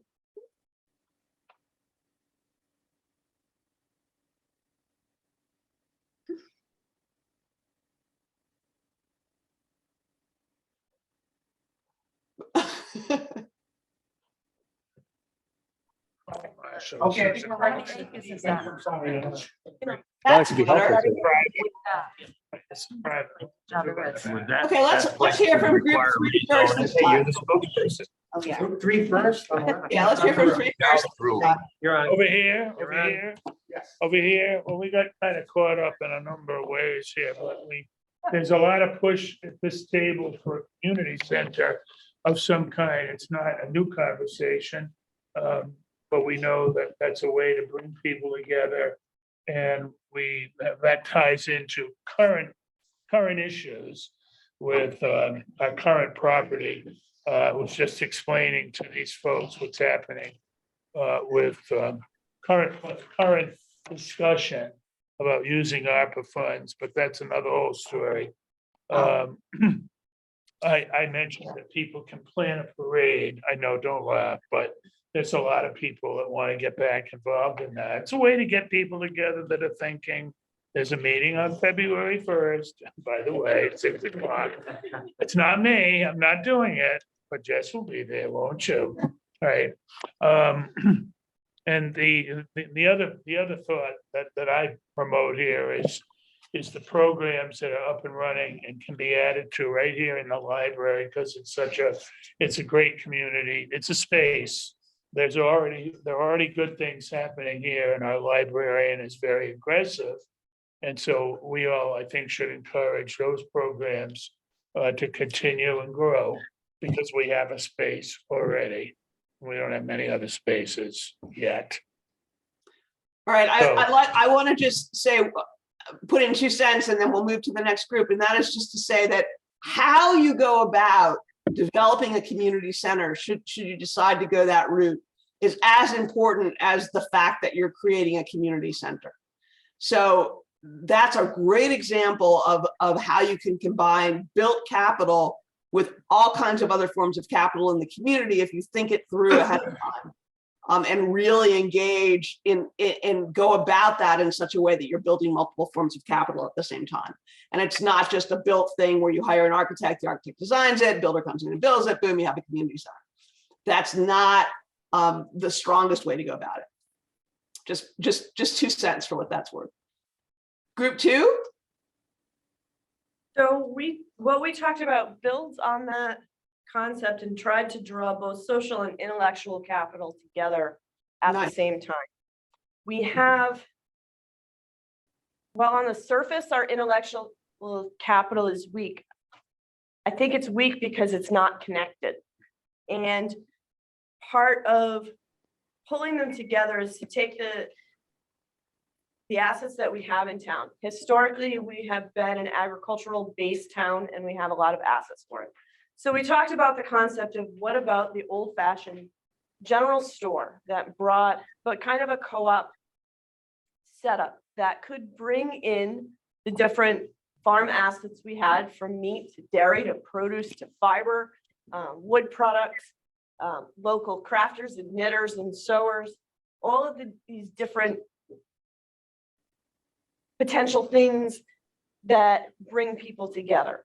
And at the same time, be able to have a location of thinking a little bit of that old kind of general store concept where you could go in and you could talk to each other and there were rocking chairs out front and you could sit and have a lemonade and share a story and share part of your life.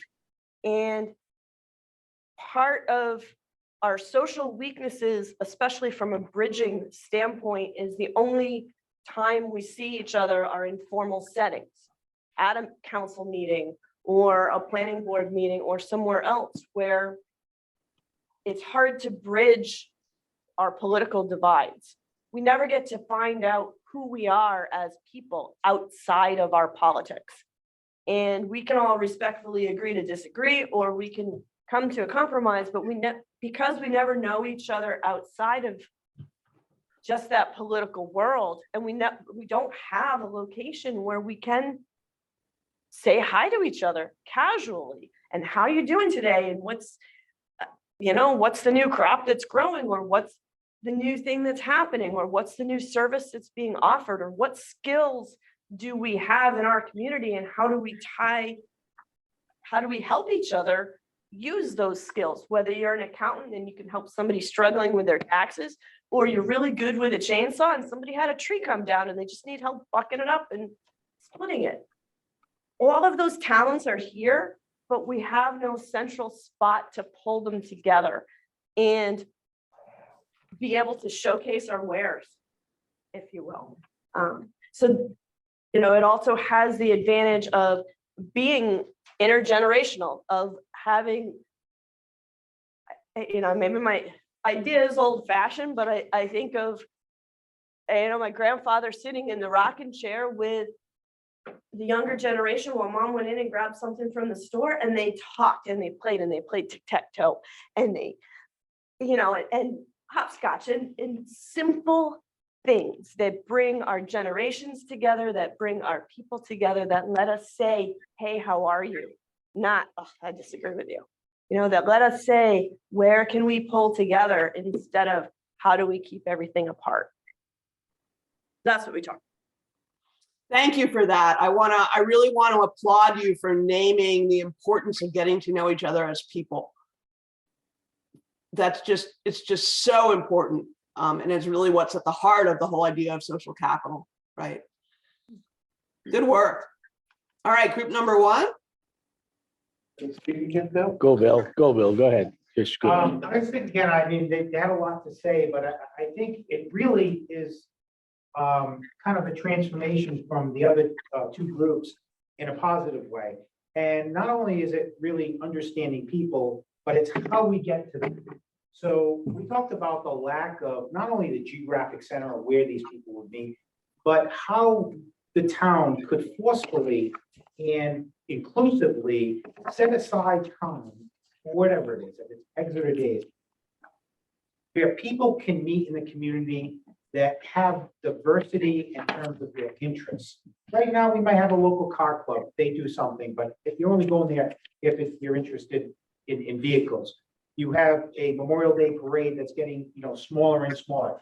Is there a way that we begin to understand that we want to invest in the community center and we talk to the people, like you said, the process is more important than actual community center here, and say, okay, what does our youth want? What do these local groups want? How do these individuals become people to talk to with one another and now be able to maybe bridge their differences? I'm going to tell you, it's very difficult in a rural community to, out of the box, have that interpersonal relationship. You're on a 5-acre lot, you drive in your driveway, and you don't even see your neighbor. So in many cases, in my opinion, doing this for 40 years, that is more difficult than me being a planner in Warwick, where your 5,000 square foot lot is on neighboring property line. Everyone knows each other, and you're able to build that sense of community. So building the social capital, I want to say, I believe in my 2 years here, the intellectual capital and the people in this town are incredibly amazing. They have incredible talents, and all we have to do is harness those talents by have this interaction by and between people. And we're all going to disagree on certain issues, but I'm going to guess we agree on a lot more than we disagree. So if we have a situation, which we do have, where there's a lot of people in this room that tried to get their own thing going in terms of an annual get together, but individually, there wasn't a group, or the group died off, or how can we now take 5 or 6 different small groups, get them together and have some kind of sponsored Exeter days in a location that every year people know July 6th and 7th is Exeter days. We're gonna have, children, movies in the park. We're gonna have the cop club come down. We're gonna honor our veterans. We're gonna have the knitting club there. All at once. Now, let that build some momentum. You build some social capital because you built a new universe. That universe now is driven by all the intellectual capital that comes into that sphere. That sphere gets larger, and now the demand is we want a community. Now, this occurred when I was in Warwick. We started with movies in the park. We had purchased Rocky Point, large piece of properties on the water. Few people attended. Right now, do movies in the park, you can't even get in there. People understood that it's not only watching a movie that may have been a rerun, it's talking to their neighbor. And that builds into political capital because now you have a larger group that's able to make political decisions on where the resources are spent. So they say, you know what, this is really good. We would like to see our tax dollars go in this direction. That morphed into food truck night. And right now it just keeps expanding. The latest thing was with fireworks on both July 4th and the 1st of January. We start small here, and I think that's where the group was going on the social and the intellectual capital. I don't know if Mike wants to, jump in if I missed. That was great. No. All right. Good work. So let's hear from the 2 online groups. Let's start with group 2 this time. Room 2. Which one was that? Is that us? No. Room 2 is Ella, Jason, Katrina, Marnie, and Pete. Right, so I can be the spokesperson again.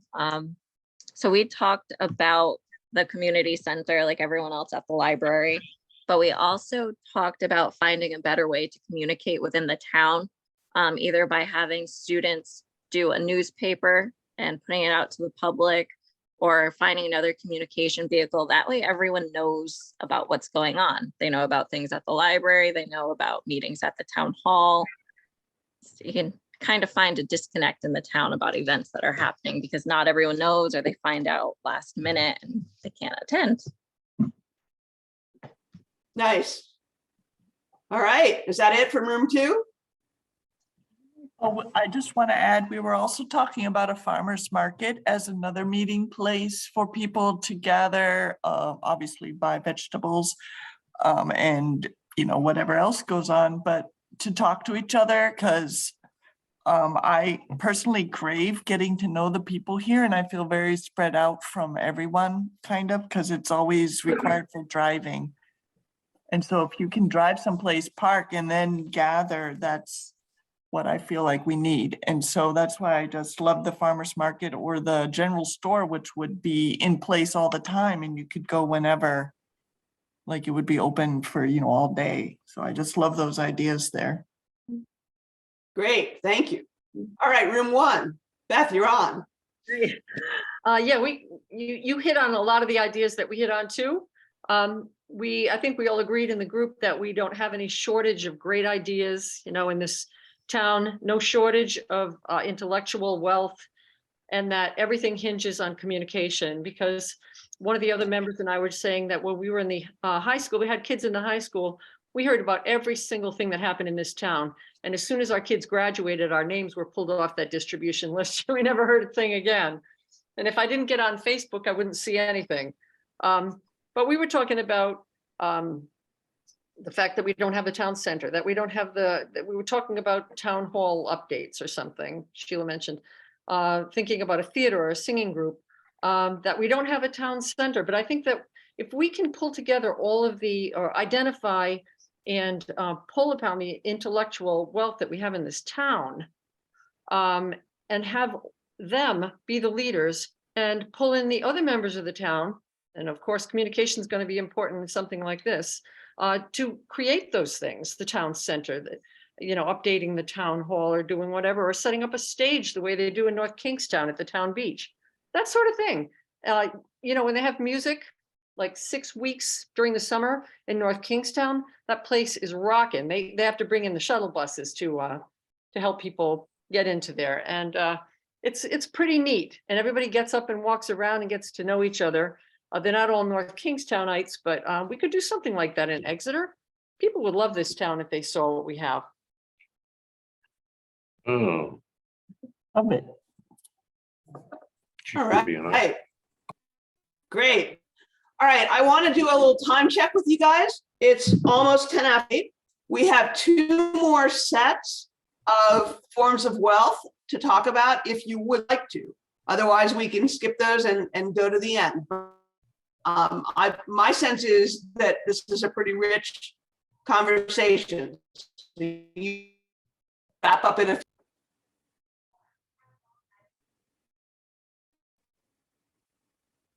Shauna, I think we lost your audio.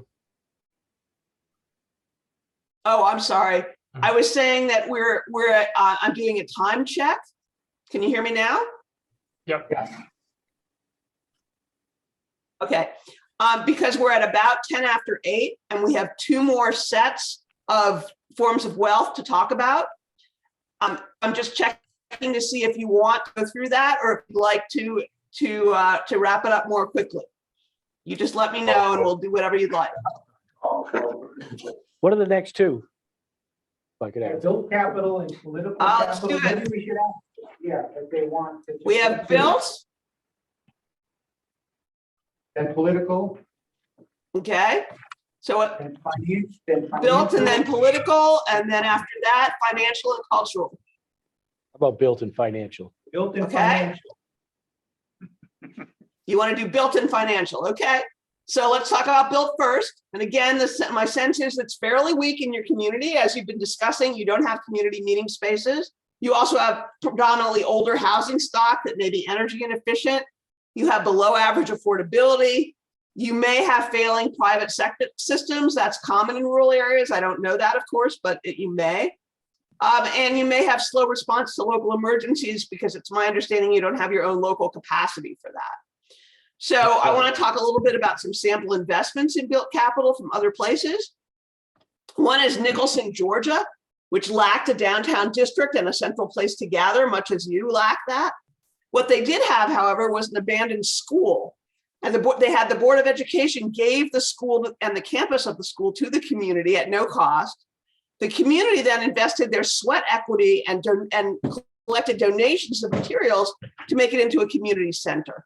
That sweat equity, which of course drew on the intellectual capital, the skill, and the individual capital of the community, the creativity and the skills, created a really strong sense of ownership.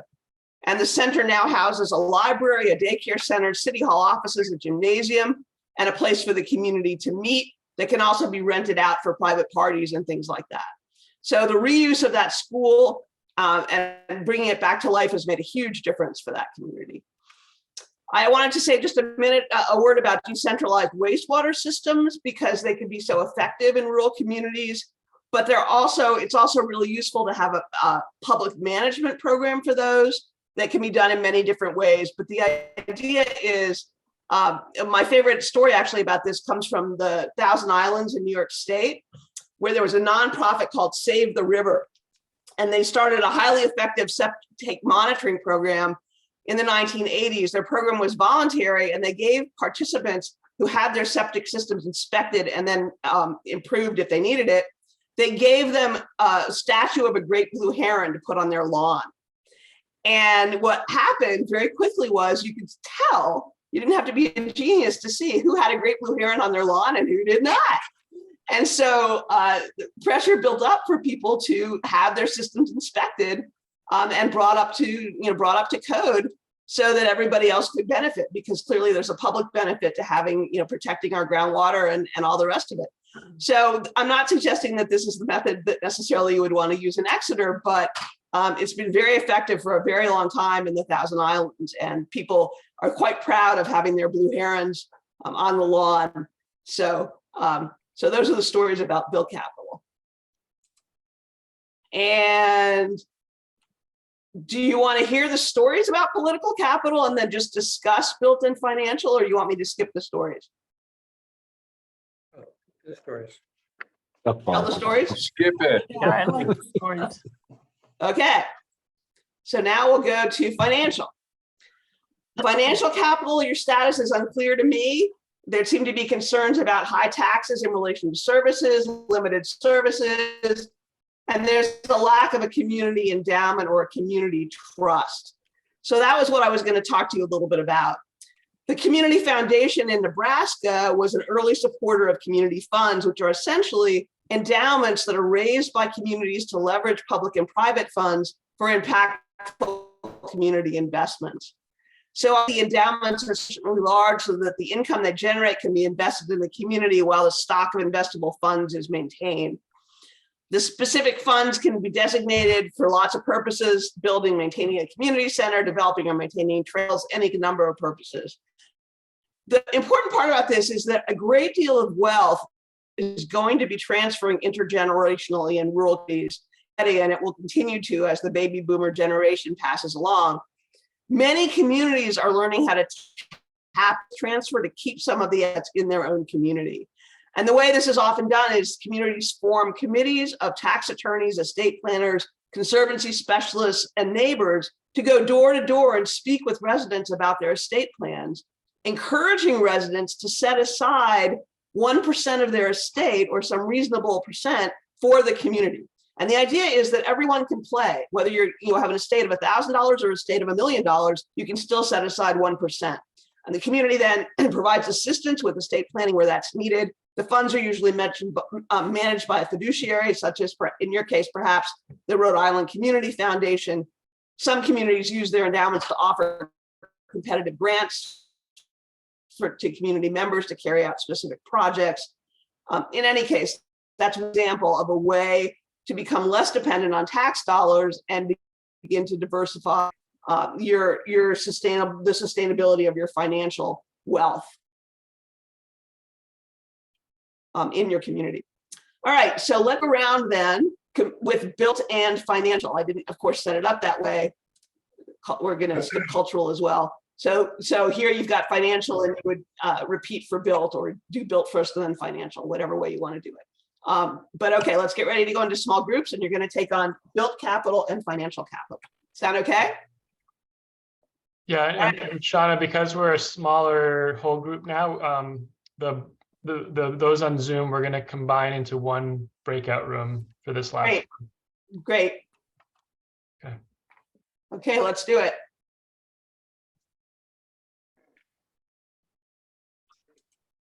We're talking about your investment. Excuse me, we want Bill, sorry. Hello, everybody. Hello. So we had some people decide that they had to leave, didn't want to hang along.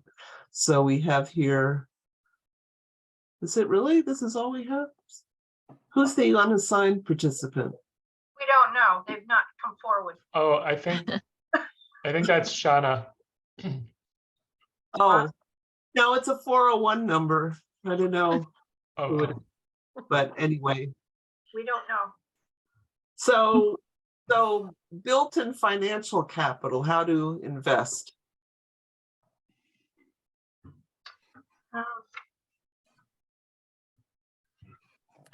Would built be the existing farms that we have? That's part of it, yeah. Because I'm interested to know like how many we have and what they're growing or raising, because I've seen a few vegetable farms that have like a farm stand at the end of their driveway, but many meat places. And I'm curious about that because I'm like, people need vegetables. So I thought it would be interesting to like raise awareness, get to know them, have like a program where everybody could experience them or something like that. Like I'm trying to think, like not a trail, but like an open house. Yeah, you could do that. Yeah, it's sort of just having more information available to people. Right. Who aren't, because I have found that even the farmers don't all know each other. Oh, That would be interesting. I didn't know that. But not only just have more information, but go as like a group. In the Master Garden Program, we have an open house of many gardens, and it's like a tour.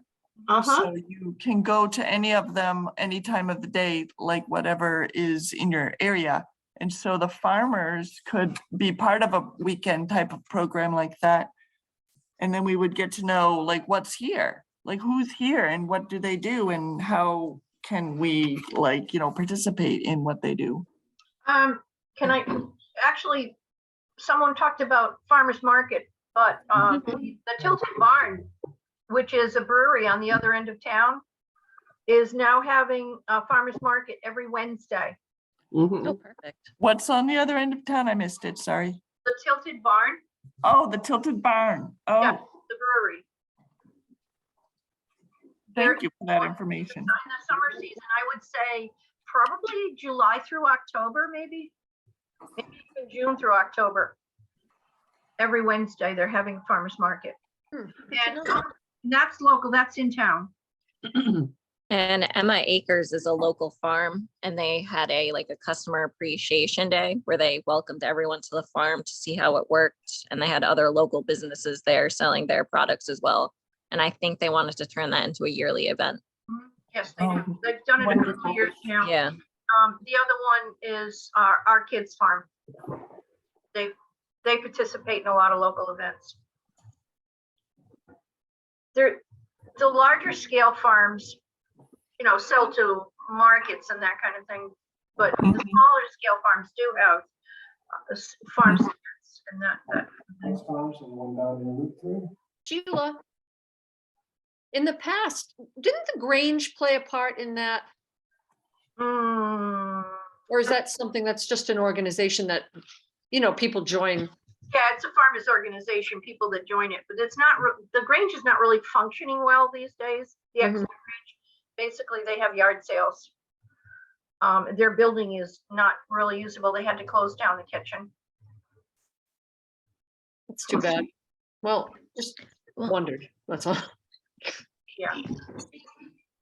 I also understand that the Grange isn't really an agricultural organization, and it's sort of a social organization. Granges everywhere apparently are not, what they used to be. So This is true. This is true. Majority of the people that belong to Granges have associations with farms, but they're not necessarily a farming organization anymore.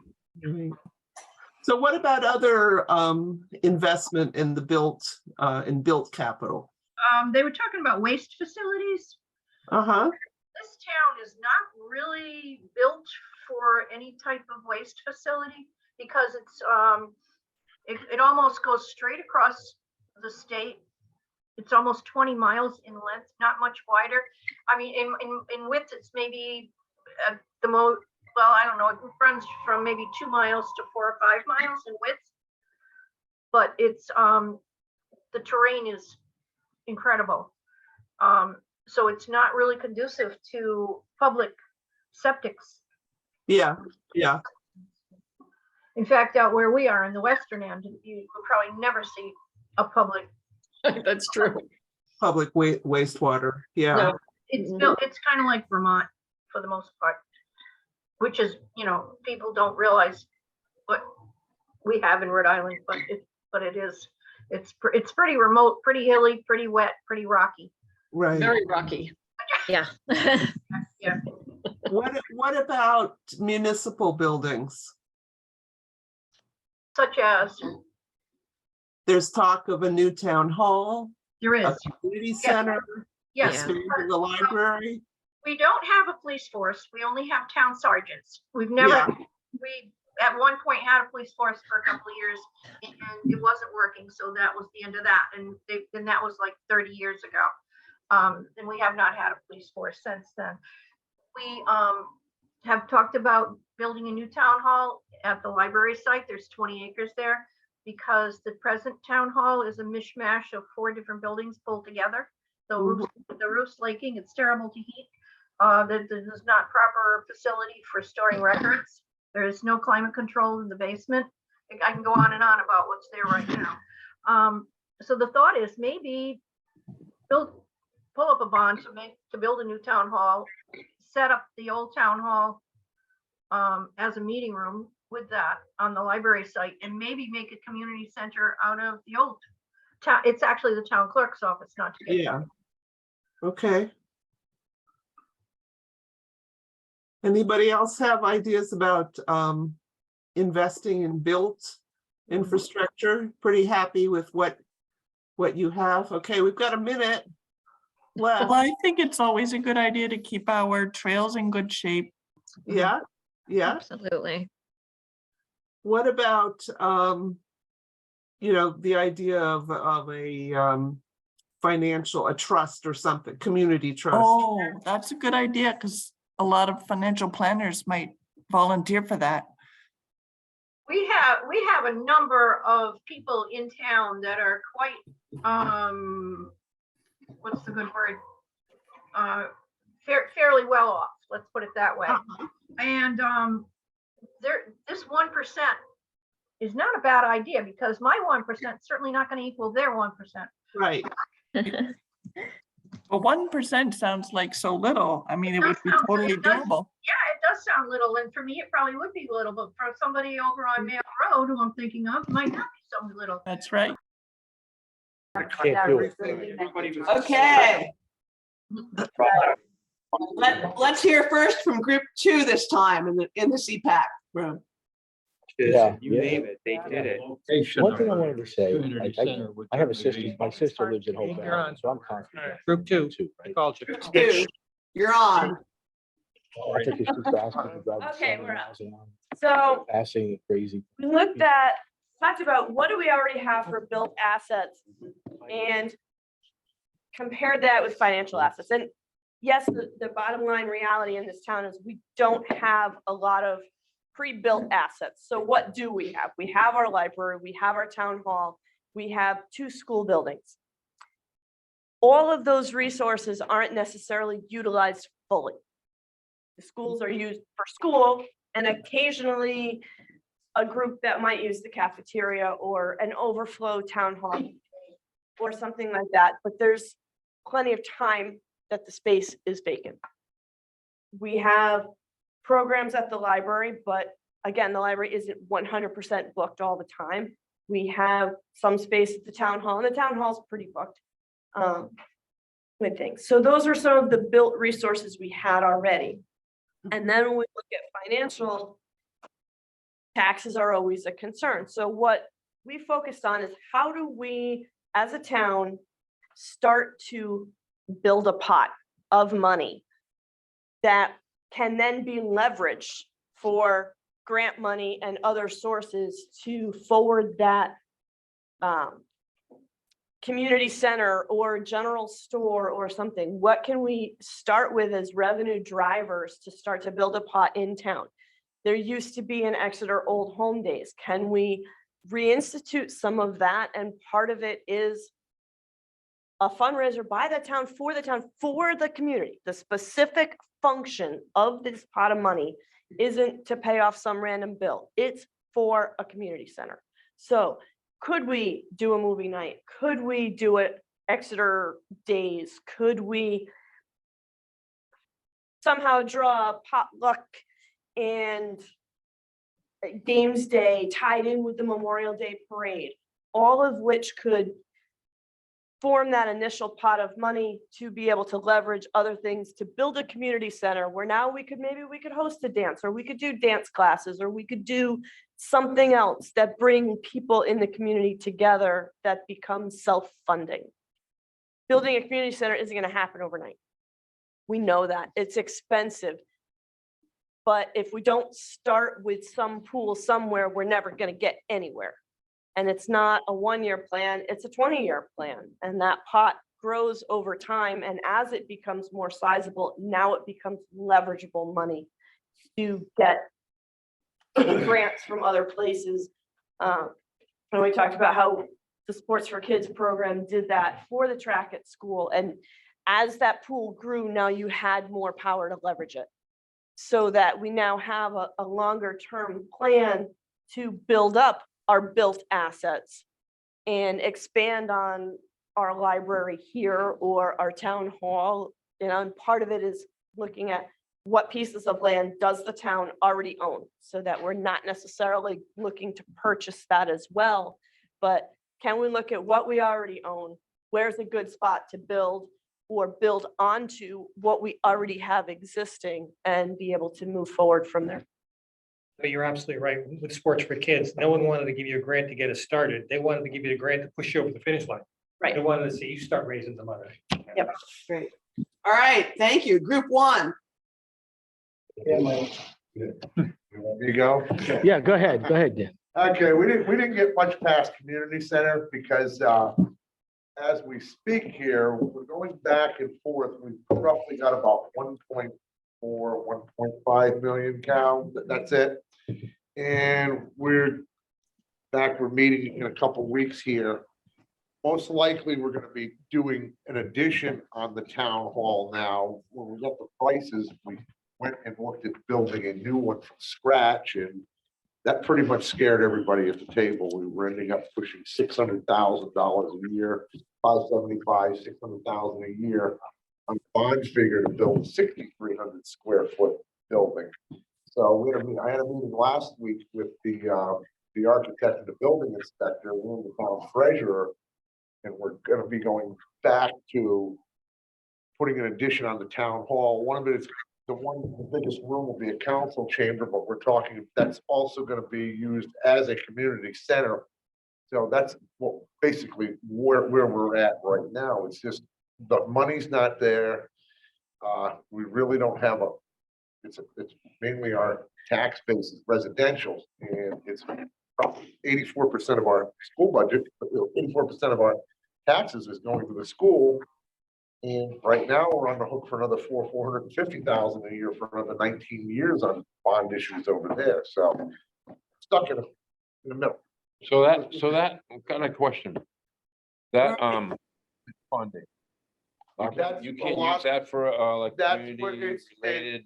It's that COVID money is earmarked towards that. And there was another grant that was 425,000. We're not sure we have that one. We're pretty sure that has to be used for something that the community benefits from, which is why that one room would be used like this, because there is not enough meeting space in this town. So one thing is, if we went to build a separate town hall, that 4.25, 450 wouldn't be eligible to be used over there. So. Okay, we're not going to solve the how to finance it, but it sounds like that's what you're talked about, and that's what we're trying to do. That's what you're trying to do. Okay, good. Group three. We talked about exactly that, because Dan and I are both on the council, so we both are aware of time constraints, the money we have at our disposal, the best use. And I just heard, Dan may not have read it, the people across the street with the former Jehovah's Witness may be willing to talk again. And we've addressed that as a possibility also in the past. I'm talking about additional space, maybe a community center. Anyway, that's another story. But it's all very fluid, but we are in the process of addressing build capital, at least in terms of the town's needs, because we recognize there are needs that have to be addressed as soon as we can, space needs for everything. And did you talk at all about creative approaches to financial capital?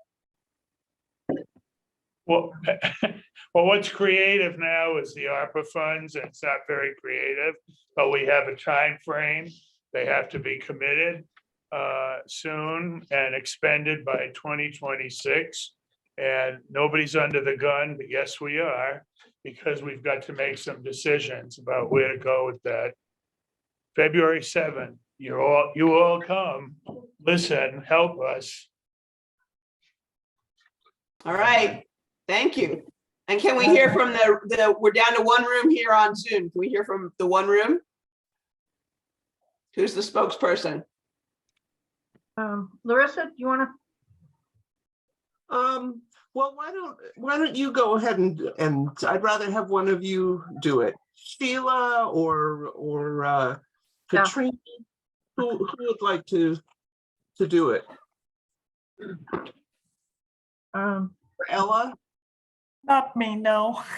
All right. All right, so let me tell you what we've got written down. The possibility of bringing up Old Home Days again, and financial capital of Exeter. Right now we don't have any endowments, and we talked about maybe 1%, and that might work. I don't know how you go about telling people in town that they need to give the town 1%, and I don't know what the 1% comes from, but it might be a way of assessing. When we tried to move the old town hall to the Exeter, to the library site in the past, we were told that we needed to assess the town for anybody that would be in the town that would be able to give money, and what the town was able to put in, and then we would be able to go for grants with the Champlain Foundation and I believe the Rhode Island Foundation, but they didn't want to put any money in until we had those other two commitments. So that might be something to think about. Great, thank you. Okay. All right, so we only have 2 more slides, and the last one is a bunch of resources. So we're almost there, guys. Hang on. But I want to invite you to think about this. You've just come up with a whole bunch of ideas about how to invest in and strengthen various forms of wealth in Exeter. And that's great. And now the question I have for you is, what's your gift?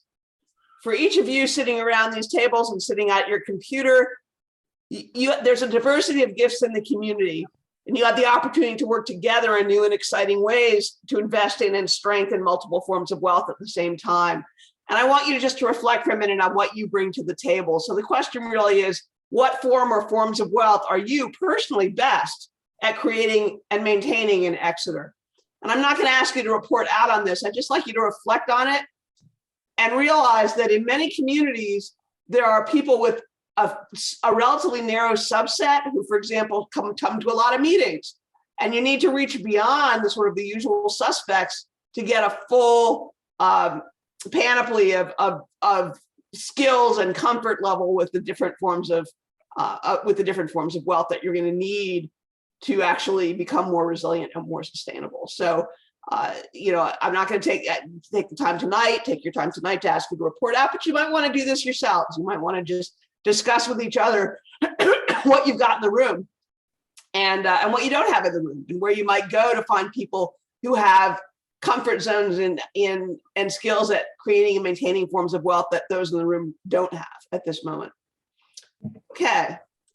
And finally, I just want to offer you these resources. We've just touched on a little bit of this framework. There's a lot more to it than what we've gotten to tonight.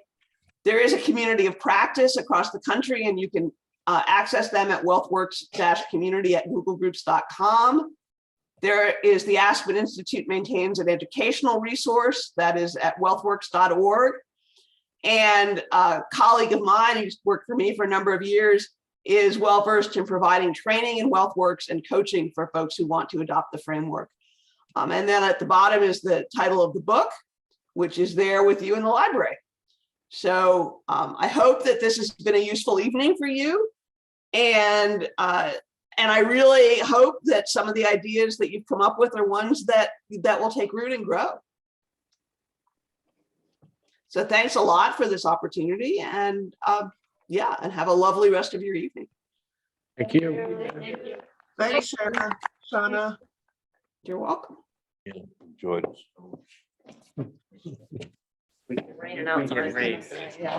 For a change, right?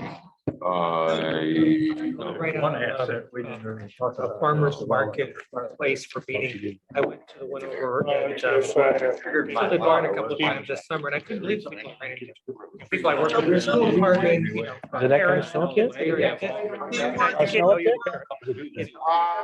can find out. They probably got a foot at least. Oh, that's a lot. My word is Founder's Day. Yeah, exactly. Not founders. Wasn't Founder's Day. And could we ask everybody just for a minute to finish up the meeting? Bill, do you have something that you want to? We just talked about the updated meeting date. I'm having trouble hearing you. Meeting over it, maybe. The next item on the agenda is real quick about the meeting updates and the new structure going forward of providing the CPAC with material. Did you want to kind of discuss that? Yeah, I just want to make you all aware, and I think you may have already seen a version of this. Let me just put on the screen. I put together a document which gives for the CPAC, to remind you all of the structure of the comprehensive plan and what kind of state requirements we have and themes of statewide importance, and then how the review process will function. And then there's a set of dates from today through June. And what we're going to be doing is that you'll receive at a meeting, you'll receive a draft on certain sections. We'll have a little presentation about that. Then 2 weeks later, we're going to ask you to have done your comments and bring your comments to another meeting where we'll discuss that. And then you'll have the next set of first goals and policies. And then once we all kind of are agreeing on goals and policies, then we'll go into how do we achieve those goals and policies, what strategies and actions do we use, how do we implement it. And then for the public, there will be also, the public, of course, is always welcome to come to the CPAC meetings, but there's also going to be a few more separate online Zoom meetings after the CPAC's looked at the goals and policies, so that the public can also weigh in on how the plan is proceeding. So that'll take place probably a couple of meetings in the spring where we'll go over some of these in advance. Plus, there will be, this particular meeting has been recorded, so that's going to go on the website, exeter2044.com, where there are also other materials. If you haven't seen them, there are a lot of maps. There's a draft vision statement. There's a summary of the results of the survey that we did earlier in the year. So there's a lot of information there for you if you're interested in learning more about the plan. And you can always send comments and ideas that you have. So the next meeting of the CPAC is scheduled now for Thursday, February 16th. And we didn't do the 14th for two reasons. One is that the planning board needs that for its work session, but it's also Valentine's Day. So I thought maybe you all want to go out on Valentine's Day and don't want to have to come to a meeting. But you'll be getting this schedule. You may have received an earlier one which had some question about a couple of dates, but we've changed the date, so you'll get a more up-to-date one very soon. And you'll get your first set of documents for you to review the beginning of February, and then you'll have several weeks until February 16th to look at them and to comment on them. That's for the CPAC. Yes, Sheila? Will there be any more public mailings? Because again, we have this communication problem in this town with no one knows what's going on. Well, there is an email list, which, there are a number of people who signed up for that, and they were informed about this meeting. And I would, if you're not on it, I would encourage you to. I am on it. Okay, and encourage you to ask other people to be involved. I mean, we did do a big mailing at the beginning And we can sort of see how things are going, whether that's something that it's, you know, it's an expense, obviously, that's part of the expense of the project. So we will look at that, and particularly towards when we have sort of a bigger public review of, you know, goals and policies. I mean, one thing we're thinking we might have it as a Zoom meeting, but we may also, if it's in the spring, have an open house that's in person where people can go, you know, can choose the time that they want to go. So that might be an appropriate time to have another mailing, because you're right. I mean, that's the only way to really get to every single address in town. So any other questions before we leave? Thank you, Larissa, so much. I'm just gonna ask, is there any public comment from anyone in the audience? If not, I'll entertain a motion to adjourn. Right? So move. Thank you. Meeting 6, CPAC is adjourned. Thank you. And Thank you, Larissa. everybody. I hope you found it helpful. Thank you. Yes. Thank you, Larissa. Okay, bye-bye. I drive by Emma's Acres too all the time. I never. Farmers market, Yes. realize, yeah. Yeah. Well, Larissa, Is it cold? It's like Cold. It's been cold. But my understanding, and I've never participated, my understanding is that have been. That's right. One year. Only once, I mean, wasn't it? Yeah, it ran for 5 years. Well, and then COVID probably shut it. It ended before that because, I love that. well, the bottom line was if you came once